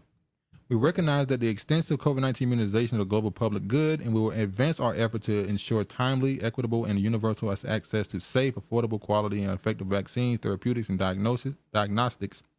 Acknowledging the adoption of the ministerial declaration of the WTO response to COVID-19 pandemic and preparedness for future pandemics and ministerial decisions on the TRIPS agreement and WTO's 12th ministerial conference. We note that no later than 6 months from the date of the ministerial decision on the TRIPS agreement, WTO members will decide on the extension to cover the production and supply of COVID-19 diagnostic therapeutics. We remain committed to embedding the multi-sectional or One Health approach. Listen, multi-sectional One Health approach and enhancing global surveillance, including genomic surveillance in order to detect pathogens and microbial resistance that may threaten human health, to enable global pathogen surveillance as part of our commitment to implement the IHR 2005. We encourage sharing of pathogen data in a timely manner on shared and trusted platforms in collaboration with WHO. We encourage sharing and benefits arising from the utilization of pathogens and consistent with applicable national laws. Ain't that called a vaccine passport? Yes. They said all this. They're not done with this. They're not done with this whole COVID-19 thing. When they say they want a ability to track people's data, that means that's like a vaccine passport. They said all that just to say that. We gonna be at a place where you ain't gonna be able to leave your house. Well, they already trying to make it work with what Biden is saying. With what the White House just said there, you won't be able to leave your country if you're not vaccinated. Global health protocol harmonization implemented in early 2023. Whoa. This is pretty fast, ain't it? 2023, early, first quarter. So what y'all gonna do? All G20 countries agreed to implement a global health protocol harmonization concept at the start of 2023. G20's Health Workings Group, one chair, Maxi Rain, started. Until last night, G20 delegations have no reservations on global health harmonization, he noted during the G20's second health ministries meeting, press conference in Bali on Thursday. G20 is a multilateral cooperation group that comprises 19 countries in European Union. Indonesia is holding the presidency of the grouping this year. and the summit will be held in Bali in November. 2023? That's right around the corner. AJ says authorized report recommends mass distancing for long COVID. Oh, look, we back here right after midterms. Yep, I started seeing this probably about 3 weeks ago. All of a sudden, we back to, oh, you should wear a mask. They had it on, not the metro buses here in Seattle, but in the buses that go to like Eastern Washington, the Sound Transit buses, they had strongly recommend mask on the buses. So not only that, the mask, they're also trying to bring back distancing for what they call long COVID. Oh. I mean, it be some stinking ass people downtown, so I don't really mind distancing myself. I do that naturally. So, all right, let's to this. This is the last segment.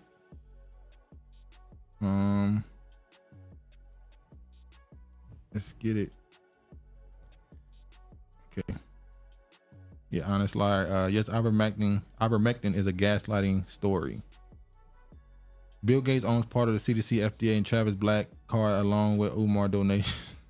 And guess where Bill Gates is? Yeah. He be in Bellevue, Eastern Washington. Yeah. Where they're starting to say strongly recommending masks. So it's him probably putting that out there. Your file has been officially flipped. Brought to you by Flipper Travis and then vaccine passport. This is already in place in Southeast Asia for most countries, Singapore, Thailand, etc. Yeah, well, That's Asian true. countries, China, obviously, they have a whole system. What do they call it? They never have gotten out social of credit score. Yeah, they've never gotten out of the lockdown. Yeah, they've been in the lockdown for what? Matter of fact, one of Apple's stores, the people, Apple has a warehouse there in China. China was about to shut the store down and lock the people in. They jumped on. The people ran. And keep in mind, this is a gigantic factory. So They live there. They live in the factory. The people they were about to get locked Hitchhiking in. rides. They bailed out. They took their clothes. They grabbed everything they could and They ran. suitcases. They saw trucks. They jumped on the back of it. They jumped on the back of trucks, walked miles to get away. They were just trying to get out of that because they warehouse. know once they go into that lockdown, you're not coming out of Remember it. when there was a whole city on lockdown for like 3 months, and the people had to trade food with their neighbors through the window? That's what's gonna happen eventually to everybody. It's gonna be more important having canned goods and trading items than cash. And keep in mind, that's where Dr. Fauci got the idea from of lockdowns. He got it from China. So what does that say? How far was he willing to go to follow China? China.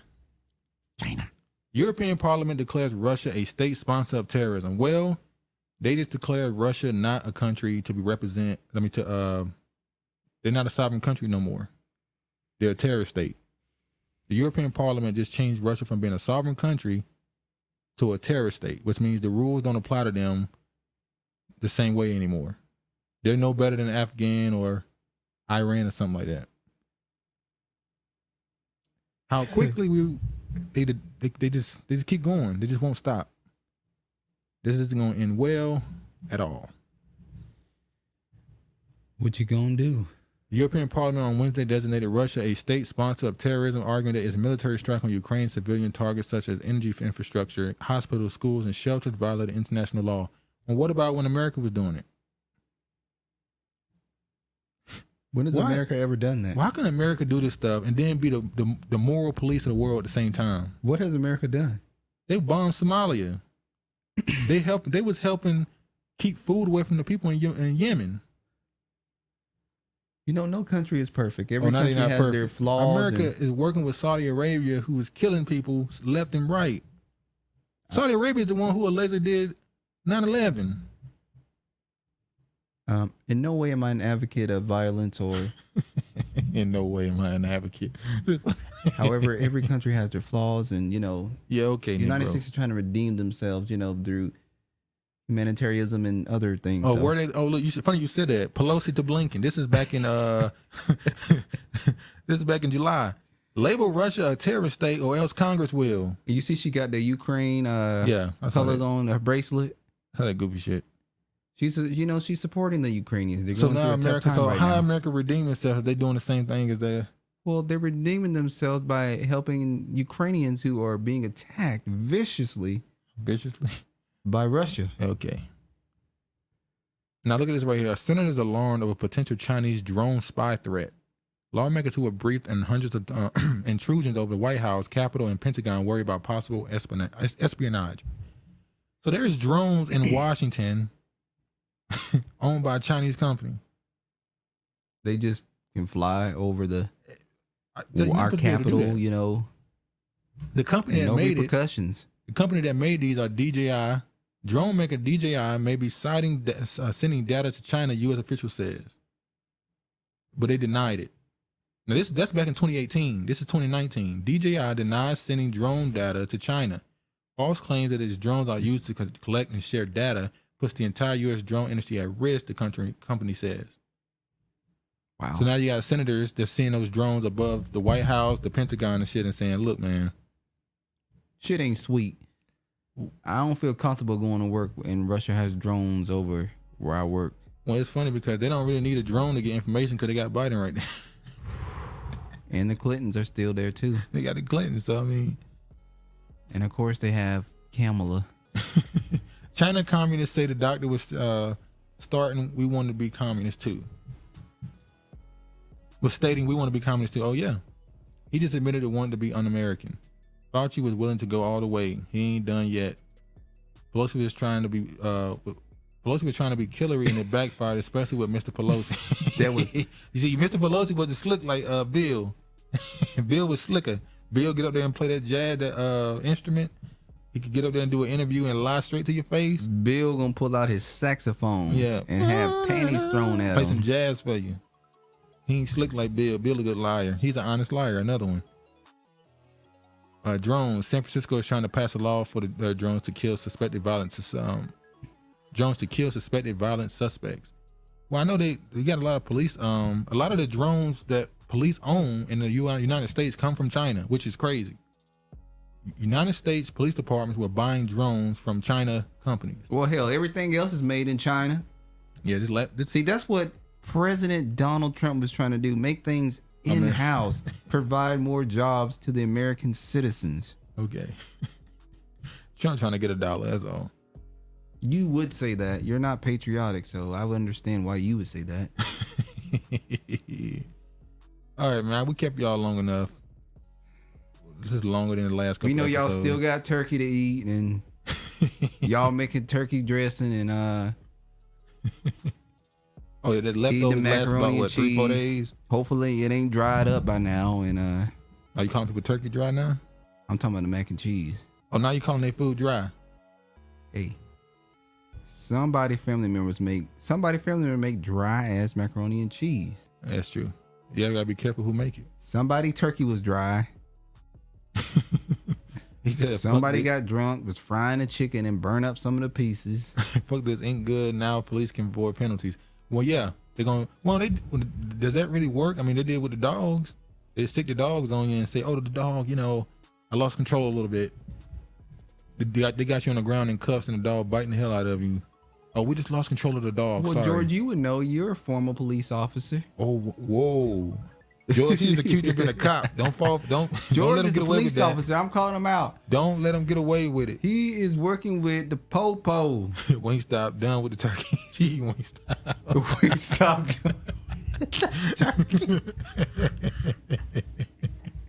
Oh, Lord. Travis said, "No, you brought a bunny with you that brought some damn raisins and a tater salad." Yeah, y'all was over there eating cinnamon rolls and ambrosia salad. George, them folks. Yeah, that was George. George, you call that man a police officer. George, you can't let him get away with that. George is the po-po. George, you got to correct that, man. You can't let him get away with that. He was gone for 2 weeks. Get that.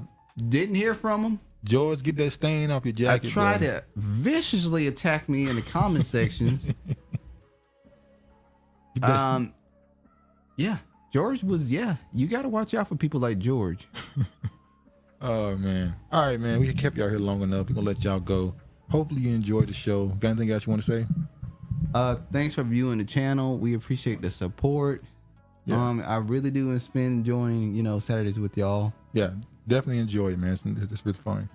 Please stay patriotic. Please like the video on the way out.